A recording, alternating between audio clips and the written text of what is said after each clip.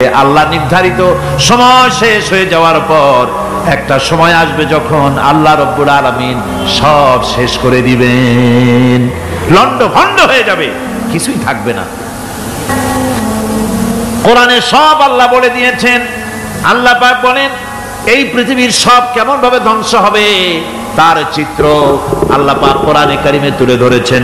ইযাস সামাউ ফাতারাত ওয়া ইযাল কাওয়াকিবু তাসারাত ওয়া ইযাল বিহারু ফুজ্জিরাত ওয়া ইযাল কুবুরু বু'সিরাত। যখন আকাশসমূহ দীর্ণ বিদীর্ণ হয়ে যাবে, তারকাগুলি বিক্ষিপ্ত হয়ে ছিটকে পড়বে, আর সমুদ্রগুলি উচ্ছ্বসিত হয়ে পড়বে, কবরগুলি সব তার ভেতরে যা আছে উদ্গীরণ করে দেবে, তারকাগুলি স্থিমিত হয়ে যাবে। এরপরে সমস্ত আকাশগুলি কাতাইয়িস সিজিল্লিল কুতুব, কিতাবের পৃষ্ঠার মতো একটার পরে একটা ঠাস ঠাস করে পড়তে থাকবে, চূর্ণ বিচূর্ণ হয়ে ভেঙে চুরে একাকার হয়ে যাবে। পাহাড়গুলিকে উড়িয়ে দেওয়া হবে, চন্দ্র এবং সূর্য একাকার হয়ে যাবে। আল্লাহ রাব্বুল আলামিন বলেন ফাইদা বারিকাল বাসার ওয়া খাসাফাল কমার ওয়া জুমিআশ শামসু ওয়াল কমার। চক্ষু যখন বিস্ফারিত হয়ে যাবে, চাঁদ যখন তার আলো হারিয়ে ফেলবে, সূর্য যখন তার আলো হারিয়ে ফেলবে, চাঁদ আর সূর্য সব একাকার হয়ে যাবে, সেই সময়ের অবস্থাটা কি চিন্তা করো। মানুষ হয়রান হয়ে দৌড়াদৌড়ি করবে। ওয়াহুমিলাতিল আরদু ওয়াল জিবালু ফাদুক্কাতা দাক্কাতান ওয়াহিদা। জমিন এবং পাহাড়গুলির মধ্যে আল্লাহ রাব্বুল আলামিন সংঘর্ষ বাঁধিয়ে দিবেন, পাহাড়গুলি ভেঙে চুরে টুকরা টুকরা হয়ে যাবে, পাহাড়গুলি উঁচু করে জমিনের উপরে আছাড় মেরে আল্লাহ রাব্বুল আলামিন ভেঙে চুরে চুরমার করে দিবেন। সুবহানাল্লাহ। ওয়া তাকুনুল জিবালু কালইনিল মানফুশ, পাহাড়গুলো পেঁজা ধোনা তুলার মতো করে উড়িয়ে দেওয়া হবে, পাহাড় উড়ে যাবে। এই দুনিয়ায় ফাঁকিবাজি করে বহুত কিছু করা যায়, কিন্তু কিয়ামতের মাঠে এগুলি কিছুই চলবে না। আল-ইয়াওমা লা ইয়ানফাউ মালুন ওয়ালা বানুন। কিয়ামতের দিন ধন সন্তান সন্ততি আর সম্পদ কোনো কাজে লাগবে না।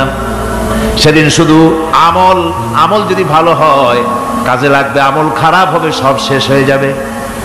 আল্লাহ রাব্বুল আলামিন নবীজিকে ডেকে বলেছেন, নবী আপনি বলেন কুল মা কুনতু বিদআম মিনার রাসূল। আপনি বলুন আমি কোন নতুন রাসূল নই, আমার আগে অনেক নবী রাসূল পৃথিবীতে এসেছেন, তারা বিদায় হয়ে গেছেন। আমি জানি না কিয়ামতের দিন আল্লাহ রাব্বুল আলামিন আমার সাথে কি ব্যবহার করবেন, আর আমি এও জানি না যে কিয়ামতের দিন আল্লাহ পাক তোমাদের সাথে কি ব্যবহার করবেন।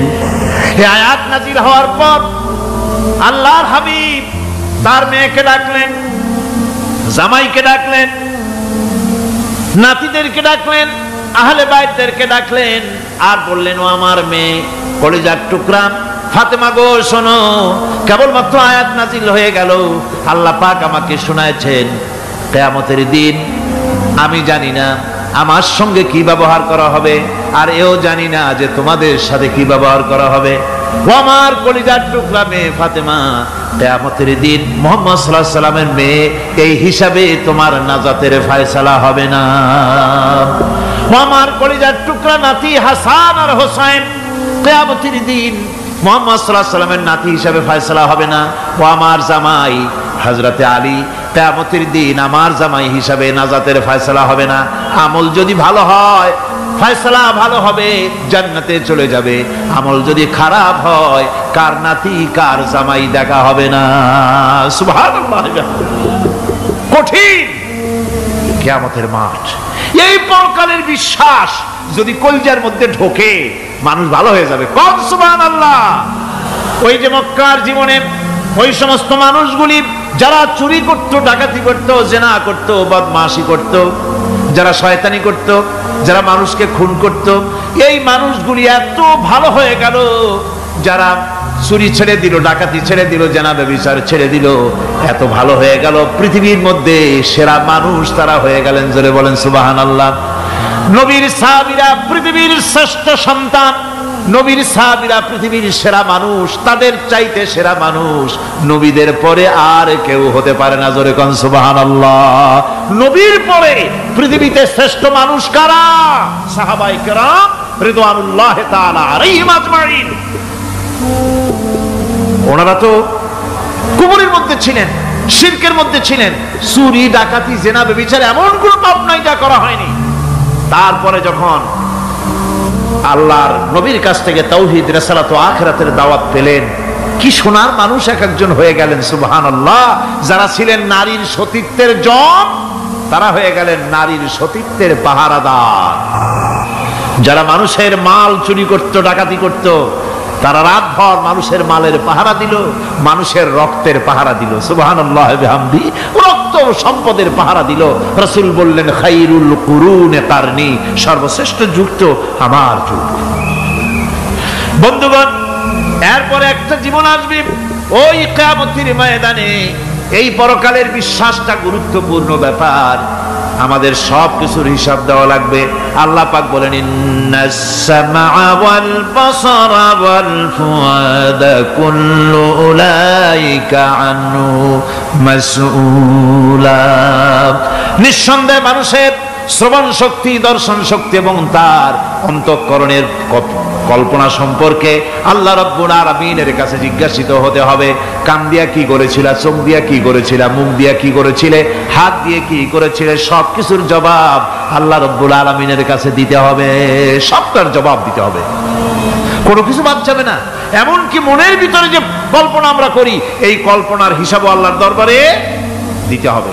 কোরআনে কারীম বলছে ওয়া ইন তুবদু মা ফি আনফুসিকুম আও তুখফুহু ইউহাসিবকুম বিহিল্লাহ। মনের ভিতরে তুমি যেটা কল্পনা করো সেটা প্রকাশ করো, অথবা তুমি গোপন রাখো, যাই তুমি করো না কেন আল্লাহ রাব্বুল আলামিন এর হিসাবও তোমার কাছে নেবেন। ফায়াগফিরু লিমান ইয়াশা ওয়া ইউআযযিবু মান ইয়াশা ওয়াল্লাহু আলা কুল্লি শাইইন কাদির। মহান আল্লাহ পাক বলেন, করার পর তোমার মনের ভিতরে কি কল্পনা করেছিলে ওইটার হিসাব আমি নেব।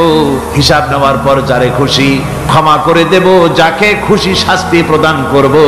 সবকিছুর উপরে আল্লাহ রাব্বুল আলামিন শক্তিমান, সব তিনি করতে পারেন, সমস্ত কুদরত রয়েছে তার। সুতরাং মানুষদেরকে, আল্লাহর বান্দাদেরকে বিশ্বাস করতে হবে যে আমার কোনো কথা বাদ যাবে না, কথাগুলি রেকর্ড হচ্ছে, কথা রেকর্ড হচ্ছে। وَنُنَزِّلُ مِنَ الْقُرْآنِ مَا هُوَ شِفَاءٌ وَرَحْمَةٌ لِلْمُؤْمِنِينَ وَلَا يَزِيدُ الظَّالِمِينَ إِلَّا خَسَارًا। আমি এই কোরআন অবতরণের পরিক্রমায় এমন সব বিষয় অবতীর্ণ করেছি যা মুমিনদের জন্য নিরাময় এবং তাদের জন্য রহমত, আর জালিমদের জন্য ক্ষতি ছাড়া আর কিছুই বৃদ্ধি পায় না। জালিমদের জন্য ক্ষতি বৃদ্ধি পায়, আর যারা মুমিন তাদের জন্য এর মধ্যে নিরাময় আছে, এর মধ্যে রহমত আছে। অর্থাৎ যারা এই কোরআনকে যারা নিজেদের আইনের কিতাব হিসাবে গ্রহণ করেছে, কোরআনকে তাবিজের কিতাব হিসাবে নয়, ধর্মীয় কিতাব হিসাবে নয়, কোরআন সংবিধান। কোরআন কি? কোরআনকে যারা সংবিধান হিসাবে মেনে নিয়েছে, কোরআনকে যারা সংবিধান হিসাবে গ্রহণ করলো, ব্যক্তি, পরিবার, সমাজ, রাষ্ট্রে তাদের যাবতীয় মানসিক, বুদ্ধিবৃত্তিক, নৈতিক, তামাদ্দুনিক রোগের নিরাময় হবে, এর দ্বারা শান্তি হবে। কিন্তু যেসব জালিম এই কোরআনকে প্রত্যাখ্যান করেছি, কোরআনকে যারা মৌলবাদীদের কিতাব বলে, কোরআনের কথা বললে মৌলবাদ বলে গাল দেয়, তারা তাদের কপালকে পোড়াইয়া ছাই বানাইয়া দিছে।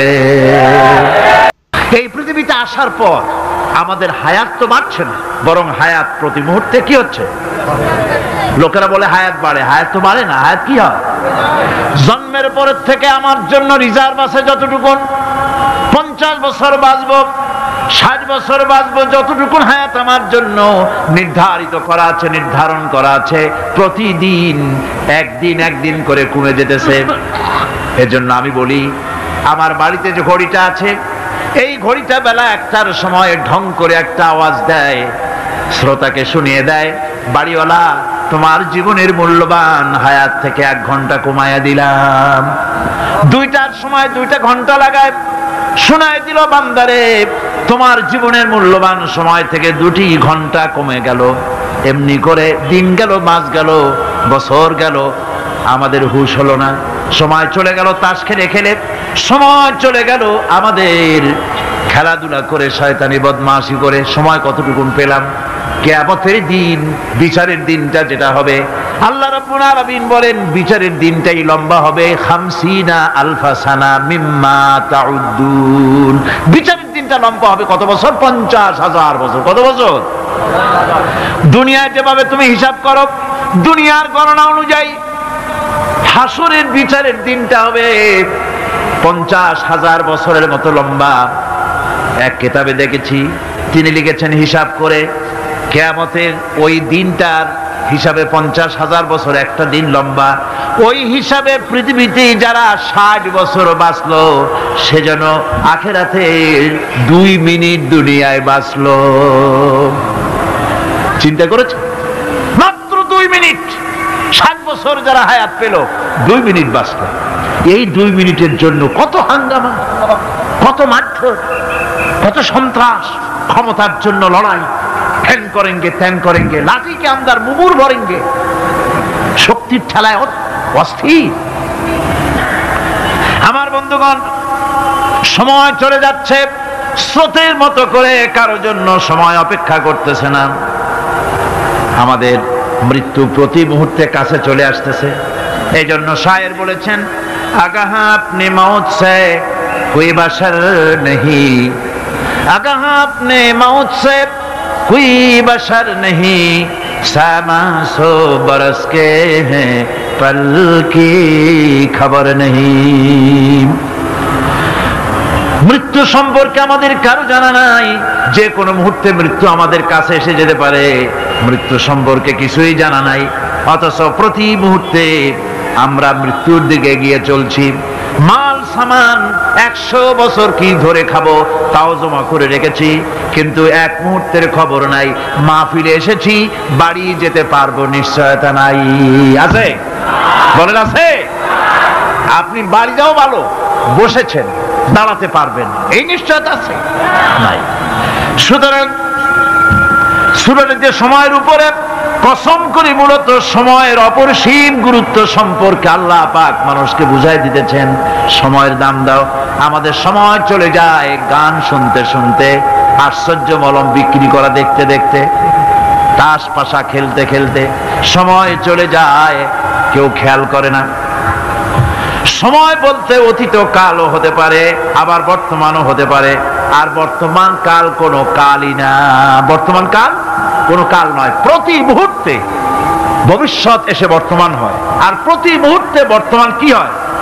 অতীত হয়ে যায়। বর্তমান কাল বলে কোনো কাল নাই, প্রতি মুহূর্তে অতীত হয়ে যাচ্ছে। এই যে আমি মাহফিলে বসছিলাম প্রথম এসে, ওইটা কি এখনো বর্তমান আছে? এই যে বর্তমান কথা বলছি, এটা অতীত হয়ে যাচ্ছে। সুতরাং বর্তমান কাল নাই। আল্লাহ পাক অল আসরের সময়ের কসম করে বলছেন। যদি আমরা চিন্তা ভাবনা করি তাহলে আমরা লক্ষ্য করব আমাদের আসল মূলধন সময়। আসল মূলধন কি? জীবনের আসল মূলধন কি? সময়। যে ব্যক্তি আল্লাহর সঙ্গে বিদ্রোহ করেছে আর পরকালের জন্য পাথর জোগাড় করে নাই, দুনিয়াকে অগ্রাধিকার দিল, পরকালকে ভুলে গেল, তার জায়গা হলো জাহান্নাম। وَأَمَّا مَنْ خَافَ مَقَامَ رَبِّهِ وَنَهَى النَّفْسَ عَنِ الْهَوَى فَإِنَّ الْجَنَّةَ هِيَ الْمَأْوَى। আর যে ব্যক্তি আপন প্রভুর সামনে উপস্থিত হকে ভয় করেছে, এবং আপন প্রবৃত্তিকে লালসা মুক্ত করেছে, লালসার হাত থেকে রক্ষা করেছে, আল্লাহ রাব্বুল আলামিন কিয়ামতের দিন তার জন্য রেখে দিয়েছেন জান্নাত। তার জন্য কোন জায়গা? জান্নাত। আমাদেরকে পরকাল ভিত্তিক জীবন যাপন যদি করি তাহলে কবরের জবাবগুলি খুব আসান হবে। আর যদি পরকাল ভিত্তিক জীবন যাপন না হয়, কবরটা মুসিবত হয়ে যাবে। হযরত ওসমান রাদিয়াল্লাহু তাআলা আনহু কবরের কাছে গিয়ে খুব কাঁদতেন। সাহাবায়ে কেরাম প্রশ্ন করেছেন, হুজুর, রাসূল করিম সাল্লাল্লাহু আলাইহি সাল্লাম যখন জান্নাত ও জাহান্নামের ওয়াজ করেন তখনও তো এত বেশি আপনি কাঁদেন না, যত বেশি কাঁদেন কবরের কাছে এসে, কারণ কি? হযরত ওসমান রাদিয়াল্লাহু তাআলা আনহু বলতেন, আমার সাথীরা, আমি আমার হাবিবের কাছে, আল্লাহ রাব্বুল আলামিনের রাসূলের কাছে আমি শুনেছি এই কবরটাই হলো প্রথম স্টেশন, এই কবরটাই হলো প্রথম ইমিগ্রেশন কাউন্টার। এই জায়গায় যদি কেউ ধরা পড়ে যায়, কারো যদি চার্জশিট হয়ে যায়, সব জায়গায় ধরা পড়ে যাবে। হাসরে মিজানে সিরাতে কোনো জায়গায় নাজাত পাবে না। আর এই কবরটা যদি কেউ মুক্তি পেয়ে যায়, মিজান সিরাত হাসর সব জায়গা থেকে আল্লাহ তারে ভালোভাবে পার করে দিবেন। এটা হলো আসল জায়গা, মারাত্মক জায়গা, খুব মারাত্মক জায়গা। আমি এটাকে ইমিগ্রেশন কাউন্টার বলেছি আমার ভাষায়।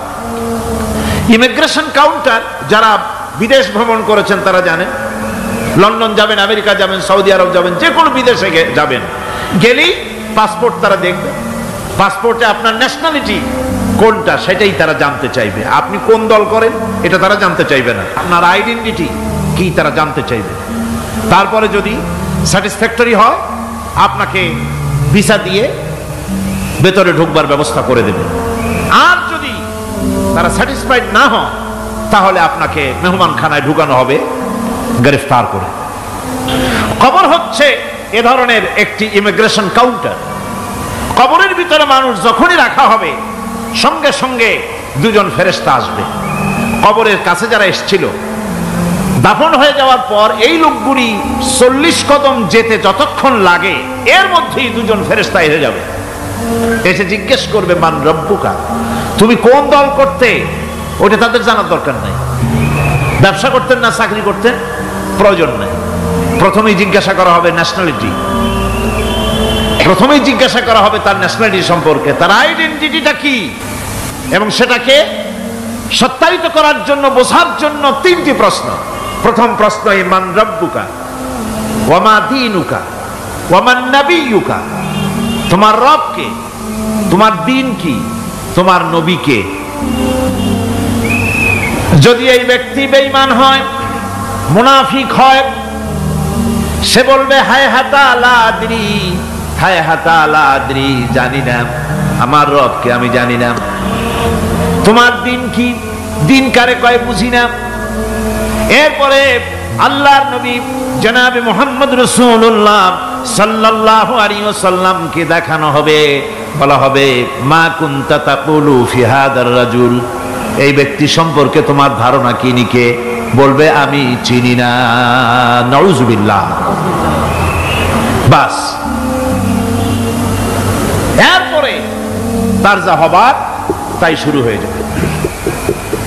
আর যদি বান্দাটা মুমিন হয়, প্রশ্ন করা হবে মান রব্বুকা, জবাব দেবে রব্বি আল্লাহ, আমার রব আল্লাহ রাব্বুল আলামিন। ওয়া মা দীনুকা, দীনুনা ইসলাম, আমার দিন হচ্ছে ইসলাম। এরপরে আল্লাহর নবীকে দেখানো হবে। কয়েক রকমের বর্ণনা আছে, কোন বর্ণনায় আছে হুজুরের আকারে দেখানো হবে, অথবা রাসূলকে সরাসরি দেখানো হবে। বলা হবে মা কুনতা তাকুলু ফি হাদার রাজুল, এই লোকটি সম্পর্কে ধারণা কি? মুমিন ব্যক্তি বলবে হাদা নবিয়ুনা মুহাম্মাদুর রাসূলুল্লাহ সাল্লাল্লাহু আলাইহি ওয়াসাল্লাম, ইনি আমার তো সেই নবী মুহাম্মাদুর রাসূলুল্লাহ সাল্লাল্লাহু আলাইহি ওয়াসাল্লাম। আমরা যেন এই রকমের জবাব দিতে পারি, আল্লাহ কবুল করো। সকলে জোরে কোন আমিন। জবাব হয়ে যাওয়ার পর গায়ব থেকে আওয়াজ আসবে, ফাফরিশু বিল জান্নাতি ওয়ালবিসু বিল জান্নাহ, ও আমার ফেরেশতারা আমার এই বান্দাকে জান্নাতের পোশাক পরায়া দাও আর কবরটাকে জান্নাতের বিছানা বিছায়া দাও। জান্নাতের পোশাক পরায়া দাও, জান্নাতের বিছানা বিছায়া দাও। ইলা মাদ্দা বাসারিহি, তার চোখের দৃষ্টি যতদূর যায় কবরটা ততটা প্রশস্ত করে দাও। এরপর বেহেশতের পোশাক পরাইয়া বেহেশতের বিছানা বিছায়া ফেরেশতা বলবে নম কানাউমুল উরুস, ঘুমিয়ে যাও। দুলামিয়া যেমন বাসর সজ্জায় নতুন বউ নিয়ে আরামে ঘুমায়, এরকম আরামে ঘুমায় যাও। ইলা ইয়াউমিল কিয়ামা, কিয়ামত পর্যন্ত ঘুমায় থাকবে, আরামে ঘুমিয়ে থাকবে। এরপরে সিংগায় ফুৎকার হবে, সিংগার ফুৎকারের আওয়াজে তার ঘুম ভেঙে যাবে, বলবে ইয়া ওয়াইলানা মান বাআসানা মিন মারকাদিনা, হায় আফসোস, আমার এত আরামের ঘুম থেকে কে আমাকে জাগ্রত করলো, আমার ঘুমটারে নষ্ট করলো কে? আওয়াজ আসবে হাদা মা ওয়াদার রহমান ওয়া সাদাকাল মুরসালুন, এটা হচ্ছে রহমানের সেই ওয়াদা, আর মুরসালিনরা নবীরা সত্য কথাই বলেছিলেন, সেই কিয়ামত অনুষ্ঠিত হচ্ছে। আমার বন্ধুগণ, সেজন্য এই দুনিয়ার মোহে পড়ে থাকলে পরে দুনিয়ায় যারা অগ্রাধিকার দিবে দুনিয়াকে পরকালের তুলনায় জবাব দিতে পারবে না কবরের ভিতরে গিয়া, আর যারা পরকালকে অগ্রাধিকার দিবে দুনিয়ার চাইতে পরকালকে বেশি অগ্রাধিকার দেবে আর আল্লাহর ভয় কলিজার ভিতরে রাখবে, কবরের জবাব সঠিকভাবে দিতে পারবে, কিয়ামতের দিন আল্লাহ রাব্বুল আলামিন তাদের জন্য জান্নাত দান করবেন। জোরে বলেন আমিন। মানুষের মূল ক্ষতি ব্যবসায় ক্ষতিগ্রস্ত হয়েছে, এটা মূল ক্ষতি নয়। স্বাস্থ্য হারাইছে, মূল ক্ষতি নয়। রাজনীতিতে ব্যর্থ হয়েছে, মূল ক্ষতি নয়। জীবনে মন্ত্রিত্ব হারাইছে, মূল ক্ষতি নয়। মূল ক্ষতি প্রতি মুহূর্তে সময় নষ্ট হচ্ছে, এটাই মূল ক্ষতি। ভাইরা, কিয়ামতের দিন জান্নাতীদের কোনো দুঃখ থাকবে না, সকলের দুঃখ থাকবে, জান্নাতীদের কোনো দুঃখ থাকবে নাকি? থাকবে, থাকবে। জান্নাতীদের মনের মধ্যে একটা দুঃখই থাকবে, ভালো করে শুনুন, জান্নাতীদের মনের মধ্যে একটা দুঃখই হবে, তারা মনে মনে চিন্তা করবেন, আফসোস করবেন, আহারে যদি দুনিয়ায় বসে অমুক সময় বাসে বসেছিলাম আজে বাজে চিন্তা করেছি, বাড়ির ড্রয়িং রুমে একা একা বসে বসে আজে বাজে চিন্তা করেছি, অমুক অমুক সময় খেলাধুলায় কাটাইছি, এই সময়গুলিতে যদি সুবহানাল্লাহ, আলহামদুলিল্লাহ, লা ইলাহা ইল্লাল্লাহ, আল্লাহু আকবার, এই তাসবিহ যদি পড়তাম, জিকির আজগার করতাম, জান্নাতের ভিতরে আরো নিয়ামত লাভ করতে পারতাম। সময়টা তো কাজে লাগাইলাম না। মানুষের সবটা, মুমিনের সব কাজে সওয়াব। ওয়াকুলু লিন-নাসি হুসনা, মানুষের সঙ্গে ভালো ভালো কথা কও, মানুষের সঙ্গে হাসি মুখে কথা কও। একজনের সাথে হাসি মুখে কথা বললেন, আপনার একটা সদকা দেওয়ার মতো সমান সওয়াব আমলনামায় লেখা হয়ে গেল। ভালো ভালো কাম করো। বন্ধুগণ, সময় দ্রুত গতিতে চলে যাচ্ছে, মানুষের জীবন ক্ষতিগ্রস্ত হচ্ছে। ক্ষতি থেকে বাঁচতে পারবে চারটা গুণ যার মধ্যে আছে, বাকি সব ক্ষতিগ্রস্ত হয়ে যাবে। আমার ভাইয়েরা, এই কথাগুলি বলে আল্লাহ পাক যেন এরকম একটা দৃষ্টান্ত দিলেন। আপনি যদি পরীক্ষার হলে গিয়া দেখেন ছাত্ররা পরীক্ষা দিতেছে, পরীক্ষার জন্য নির্ধারিত সময় কতটুকুন? 3 ঘন্টা। 3 ঘন্টা, 3 ঘন্টা। আপনি গিয়ে দেখলেন কোন একজন পরীক্ষার্থী পরীক্ষা দিতে গিয়ে আর একদিকে তাকায় আছে, আকাশের তারা গুনতেছে, অথবা সে গল্প করতেছে, অথবা পরীক্ষা বাদ দিয়ে আজে বাজে কিছু লিখতেছে। আপনি যেমন তাকে, ওই ছেলেটাকে আনমনা গাফেল ছেলেটাকে ঘড়ির দিকে তাকায় বলেন, এই ছেলে ওই ঘড়ির দিকে তাকাও, দেখো তোমার সময় কিন্তু চলে যেতেছে, মাত্র 1 ঘন্টা আর তুমি সময় নষ্ট করতেছ। আল্লাহ যেন স্নেহ পরবশে তামাম পৃথিবীর গোলামদেরকে, বান্দাদেরকে আঙ্গুল নির্দেশনা দিয়ে বলছেন, বান্দারা প্রতি মুহূর্তে তোর জীবনের মূল্যবান সময় চলে যেতেছে, প্রতি মুহূর্তে সময় যাচ্ছে। আল ইনসান, ইনসান বলতে শুধু মুসলমান না, ইনসান বলতে কি মুসলমান শুধু না, আল ইনসান মানব মণ্ডলী, বিশ্বের সমস্ত মানুষকে আল্লাহ বলছেন, হিন্দু, খ্রিস্টান, বৌদ্ধ, নাসারা, ইহুদি, মজুসি, মুসলমান, বিশ্বের সব মানুষকে আল্লাহ বলছেন, যেহেতু আল্লাহ স্রষ্টা, মানুষের ব্যাপারে সার্বিক কল্যাণময় কথা কে বলতে পারেন? কে বলতে পারেন? সে আল্লাহ রাব্বুল আলামিন বলছেন, সময় চলে যাচ্ছে ও পৃথিবীর মানুষেরা, এই মানুষ বলতে আল্লাহ রাব্বুল আলামিন কোন ব্যক্তি, কোন গোষ্ঠী, কোন জাতিকে বলেন নাই, বলেছেন সমগ্র মানবতাকে। এর অর্থ হচ্ছে সূরাটিতে উল্লেখ্য 4টি গুণ যদি আমল করতে পারে লোকেরা, যেই ব্যক্তি করবে, যেই সমাজ করবে, যেই রাষ্ট্র করবে, যেই গোষ্ঠী করবে, যেই জাতি করবে, তারাই ক্ষতি থেকে বেঁচে যাবে। আর যারা করবে না তারা ক্ষতিগ্রস্ত হবে। কি হবে বলুন? এখন আল্লাহ পাকের কথা শুনুন। আল্লাহ পাক বলছেন, ওয়াল আসরি ইন্নাল ইনসানা লাফি খুসর। খুসরিন, এই যে খুসর, খাসারা, এই শব্দটা হচ্ছে আবিধানিক অর্থে ক্ষতি হচ্ছে লাভের বিপরীত। লাভের বিপরীত কি? ক্ষতি। নাফা, এই নাফার বিপরীত কি? নোকসান। খাসারাটা কি? নোকসান বলা হয় পুঁজি 50,000 খাটাইছিলাম, লাভ করতে পারি নাই, পুঁজি ঠিক আছে, এটাকে বলা হয় নোকসান। এটাকে কি বলা হয়? নোকসান। কিন্তু আমি পুঁজি খাটিয়েছিলাম 50,000 টাকা, লাভ তো হয়ই নাই, পুঁজিও চলে গেছে, আমও গেছে, ছালাও গেছে, আমও নাই, ছালাও নাই। এইটারে আরবিতে কি বলা হয়? খাসারা, দেউলিয়া। দেউলিয়া হয়ে গেছে। দেউলিয়াটা বোঝেন ভালো আপনারা, দেউলিয়া হয়ে গেছে। কোরআন লাভ বা সাফল্যের ধারণা যেমন নিছক পার্থিব নয়, সমৃদ্ধির কথা শুধু পার্থিব নয়, জন্ম থেকে শুরু করে মৃত্যু পর্যন্ত কোরআনের লাভের কথা যখন বলা হয় তখন জন্ম থেকে মৃত্যু পর্যন্ত, আখিরাত পর্যন্ত, কিয়ামত পর্যন্ত। ক্ষতিটাও জন্ম থেকে শুরু করে মৃত্যু পর্যন্ত, কিয়ামত পর্যন্ত ক্ষতিটাও।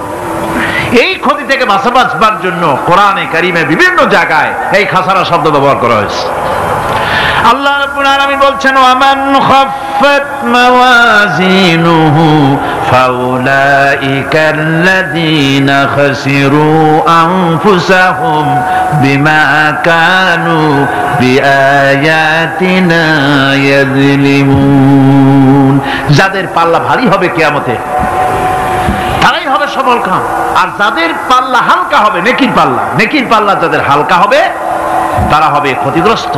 তারা নিজেদের ক্ষতি নিজেরাই ক্ষতি সাধনকারী হবে কিয়ামতের দিন। কাজে মানুষের জীবনের সমুদয় কার্যাবলীর ভালো অংশ যদি খারাপ অংশের উপরে বিজয়ী হয়, তারপরে খারাপ অংশ পাওনাদারদের দিয়ে টিয়া, এরপরে যদি নেকি কিছু বাকি থাকে, তাহলে বোঝা গেল লোকটা কিয়ামতে নাজাত পাবে। আর যদি ভালো কাজের উপরে খারাপ কাজ বিজয়ী হয়ে যায় আর সমস্ত পাওনাদারদেরকে পাওনা মিটাইয়া তারপরেও পাপ বাকি থেকে যায়, এক চাইতে খাসারা পৃথিবীতে, আকাশে, জমিনে কিছুই আর হবে না। এর থেকে বাঁচার জন্য আল্লাহ পাক, এই খাসারা থেকে বাঁচার জন্যই মানুষকে এই কথা বলছে। এই কথাটি কোরআনে কারিমের অন্য একটি আয়াতে আরো সুন্দর করে বলা হয়েছে। যারা নাকি এই দুনিয়ার বুকে যারা নিজেদের পুঁজি খাটাইছে, জীবনের পুঁজি সুদ কামাইতে খাটালো, জীবনের পুঁজি খাটালো হারাম কামাইয়ের ভিতরে, অন্যায় কাজের ভিতরে, যারা জীবনের পুঁজিকে আল্লাহর দ্বীনের কাজে লাগাতে পারে নাই, তাদের সম্পর্কে বলা হচ্ছে খাসিরাদ দুনিয়া ওয়াল আখিরাতা যালিকা হুয়াল খুসরানুল মুবিন। খাসিরাদ দুনিয়া ওয়াল আখিরাত, দুনিয়াও ক্ষতিগ্রস্ত, আখিরাতেও ক্ষতিগ্রস্ত। এটা হচ্ছে তার জন্য সুস্পষ্ট ক্ষতি, এর থেকে বড় ক্ষতি আর কিছুই হতে পারে না। আল্লাহ পাক কোরআনে কারীমে অন্যত্র বলেছেন, ওয়া নুনাজ্জিলু মিনাল কুরআনি মা হুয়া শিফাউন ওয়া রাহমাতুন লিল মুমিনিন ওয়া লা ইয়াজিদু যালিমিনা ইল্লা খাসারা। আমি এই কোরআন অবতরণের পরিক্রমায় এমন সব বিষয় অবতীর্ণ করেছি যা মুমিনদের জন্য নিরাময় এবং তাদের জন্য রহমত, আর জালিমদের জন্য ক্ষতি ছাড়া আর কিছুই বৃদ্ধি পায় না। জালিমদের জন্য ক্ষতি বৃদ্ধি পায়, আর যারা মুমিন তাদের জন্য এর মধ্যে নিরাময় আছে, এর মধ্যে রহমত আছে। অর্থাৎ যারা এই কোরআনকে যারা নিজেদের আইনের কিতাব হিসেবে গ্রহণ করেছে, কোরআনকে তাবিজের কিতাব হিসাবে নয়, ধর্মীয় কিতাব হিসাবে নয়, কোরআন সংবিধান। কোরআন কি? কোরআনকে যারা সংবিধান হিসাবে মেনে নিয়েছে, কোরআনকে যারা সংবিধান হিসাবে গ্রহণ করলো ব্যক্তি, পরিবার, সমাজ, রাষ্ট্রে, তাদের যাবতীয় মানসিক, বুদ্ধিবৃত্তিক, নৈতিক, তামাদ্দুনিক রোগের নিরাময় হবে, এর দ্বারা শান্তি হবে। কিন্তু যেসব জালিম এই কোরআনকে প্রত্যাখ্যান করেছি, কোরআনকে যারা মৌলবাদীদের কিতাব বলে, কোরআনের কথা বললে মৌলবাদ বলে গাল দেয়, তারা তাদের কপালকে পোড়াইয়া ছাই বানাইয়া দিছে, তাদের কপাল ভস্মীভূত করে দিয়েছে। وَيَعْلَمُ خَائِنَةَ الْأَعْيُنِ وَمَا تُخْفِي الصُّدُورُ। তোমার অন্তঃকরণ কি জিনিস গোপন করে, আর তোমার চক্ষু কি লুকোচুরি খেলে, আমি টের পাই। সুবহানাল্লাহ বিহামদি। চশমার ফাঁক দিয়া কি দেখো, কারে দেখো, কি নজরে দেখো, সানগ্লাস পরিয়া, কেউ ঠিক পায় না, আমি ঠিক পাই। সুবহানাল্লাহ, জোরে কোন সুবহানাল্লাহ। সুতরাং চোখের নজরের হিসাব হবে, হাতের কাজের হিসাব হবে, পায়ের চলার হিসাব হবে, আপনার বলার হিসাব হবে, মুখে যা বলেছেন, যা করেছেন, হাত পাও দিয়ে যা করেছেন, সবকিছুর হিসাব হবে কিয়ামতের দিন। আল্লাহর দরবারে সবকিছু উপস্থিত হবে, কোনো জিনিস বাদ পড়বে না। فَمَن يَعْمَلْ مِثْقَالَ ذَرَّةٍ خَيْرًا يَرَهُ وَمَن يَعْمَلْ مِثْقَالَ ذَرَّةٍ شَرًّا يَرَهُ। ছোট্ট একটা ভালো কাজ যদি করো, তাও হাজির করা হবে সামান্যতম ভালো কাজও তোমার বাদ পড়বে না, আর ক্ষুদ্রতম কোনো খারাপ কাজ করলে তাও উপস্থিত করা হবে, সব তোমার সামনে, কোনো জিনিস বাদ পড়বে না, সব দেখতে পাবে কিয়ামতের দিন। ভালো কাজটাও আর খারাপ কাজটাও আল্লাহর কাছে সেদিন আল্লাহ পাক মানুষের সামনে উপস্থিত করে দিবেন। আল্লাহ পাক বলছেন, সেদিন এই জমিন, তার ভিতরে যা লুক্কায়িত ছিল, জমিন সব বের করে দেবে। কাআন্নাহুম জারাদুম মুনতাশির। টিড্ডি, ফড়িংগুলি, পোকাগুলি মাটির থেকে যেমন বেরোয়, এ মাটির ভিতরে যা আছে কিয়ামতের দিন সব মাটি বের করে দেবে। ইযা যুলজিলাতিল আরদু জিলজালাহা ওয়া আখরাজাতিল আরদু আসকালাহা ওয়া ক্বালাল ইনসানু মা লাহা। এ জমিনকে ঝাঁকি মারা হবে প্রবল এক ঝাঁকুনি, প্রবল এক ঝাঁকুনিতে এই পৃথিবীর মধ্যে যা কিছু আছে সব বেরিয়ে যাবে। সুবহানাল্লাহ কইতে ইচ্ছা করে না মিয়ারা? এক ঝাঁকুনিতে পৃথিবী সব বের করে দেবে। মানুষ हैरान হয়ে বলবে, কি হয়েছে, এ মাটির হলোটা কি? আমার বন্ধুগণ, মানুষ हैरान হয়ে গিয়ে বলবে, মাটির কি হলো? আল্লাহ রাব্বুল আলামিন বলেন, ইয়াউমাইযিন তুহাদ্দিসু আখবারাহা বিআন্না রাব্বাকা আওহালাহা। জমিনের উপরে যা ঘটেছে, জমিন তা সব বের করে দেবে, সব প্রকাশ করে দেবে। আর এটা এই জন্য হবে যেহেতু তার রবের হুকুম হয়েছে, তার রব হুকুম করেছে, বের করে দে। জমিনের ভিতরে আছে যা সব বেরিয়ে যাবে, আকাশ ভেঙে পড়বে, পাহাড় উড়ে যাবে, জমিনের ভিতরে যা আছে সব উপরে চলে আসবে, পৃথিবীতে সব শেষ, কিচ্ছু নাই, আকাশ নাই, পাহাড় নাই, সমুদ্র নাই, সব একাকার, চন্দ্র নাই, সূর্য নাই, তারকা নাই, গ্যালাক্সি নাই, মহাশূন্য নাই, সব শেষ। আল্লাহ রাব্বুল আলামিন সমস্ত ফেরেশতাদেরকে শেষ করে দিবেন, সকলের মওত হয়ে যাবে, কেউ আর থাকবে না। এমনকি হযরতে আজরাইল মালাকুল মউত তিনিও থাকবেন না, সব আল্লাহ রাব্বুল আলামিন মৃত্যু করে দিবেন। এরপরে আল্লাহ রাব্বুল আলামিন একা তিনি বলবেন, ইয়া দুনিয়া ইয়া দুনিয়া আইনা আনহারুকি, এ পৃথিবী তোর সেই সমুদ্রগুলো কোথায়, নদীগুলি কোথায়? ইয়া দুনিয়া আইনা আশজারুকি, হে দুনিয়া তোমার গাছগুলি কোথায়? এত বন বনানি, এত গাছ ছিল। ইয়া দুনিয়া আইনা জিবালুকি, হে পৃথিবী তোর জমিনে যত পাহাড় ছিল, পাহাড়গুলি কই? যত স্বৈরাচার ছিল জমিনের উপরে, যারা স্বৈরাচারী মনোবৃত্তি নিয়ে মানুষ ধ্বংস করেছে, দেশ ধ্বংস করেছে, মায়ের বুক খালি করেছে, ওই স্বৈরাচারগুলি কই? কোনো জবাব নাই। আল্লাহ পাক এর পরে বলবেন লিমানিল মুলকুল ইয়াউম, কার রাজত্ব? আজকে রাজত্বটা কার?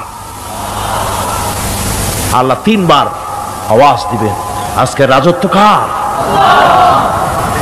আল্লাহ পাক যখন তিনবার করে ডাক দিবেন, কোনো জবাব নাই, কোনো জবাব নাই। কে জবাব দেবে? আল্লাহ রাব্বুল আলামিনের সামনে কার ক্ষমতা আছে কথা বলার? কেউ তো নাই, সব শেষ। আল্লাহ পাক বলবেন লিল্লাহিল ওয়াহিদুল কাহ্হার, একমাত্র পরাক্রমশালী আল্লাহ রাব্বুল আলামিনের রাজত্ব আছে। সেই হাসরের মাঠে আমাদের সকলকে উপস্থিত হয়ে যেতে হবে। কেউ আমরা এখান থেকে বাঁচতে পারবো না, সবাইকে উঠতে হবে। অপরাধীরা সেখানে অসহায় হয়ে যাবে, অপরাধীরা অসহায় হয়ে যাবে।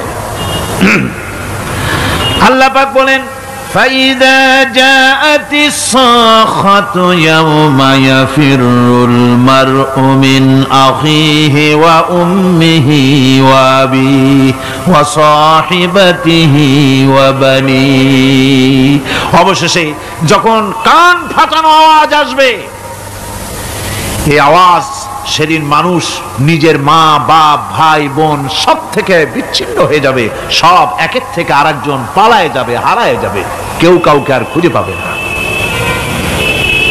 সেদিন ওই কিয়ামতের মাঠে বিভীষিকাময় দৃশ্য, মানুষ হয়রান হয়ে যাবে।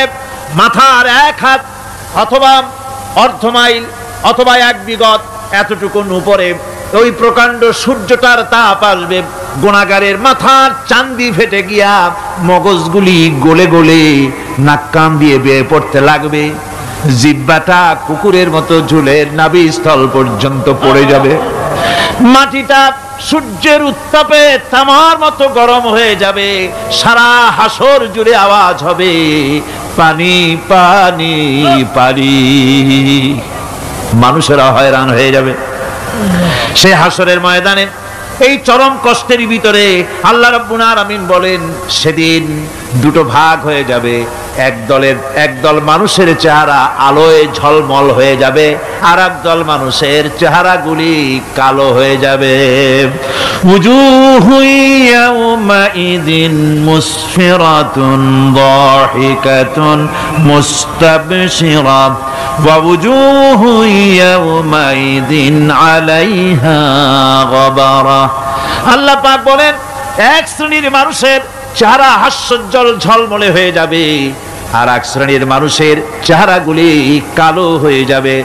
তারহাকুহা কাতারা উলাইকা হুমুল কাফারাতুল ফাজারা।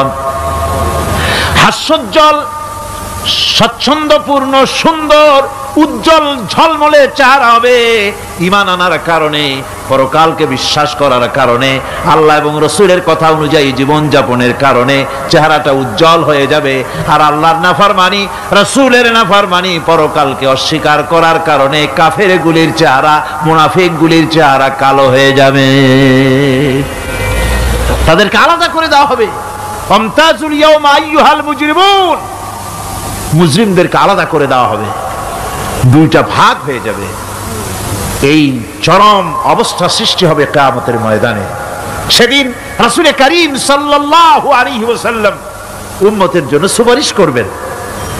সেই সুপারিশ যেন আমাদের করতে পারেন, সেজন্য আমাদেরকে তৈরি করতে হবে, সে ধরনের যোগ্য আমাদেরকে বানাতে হবে।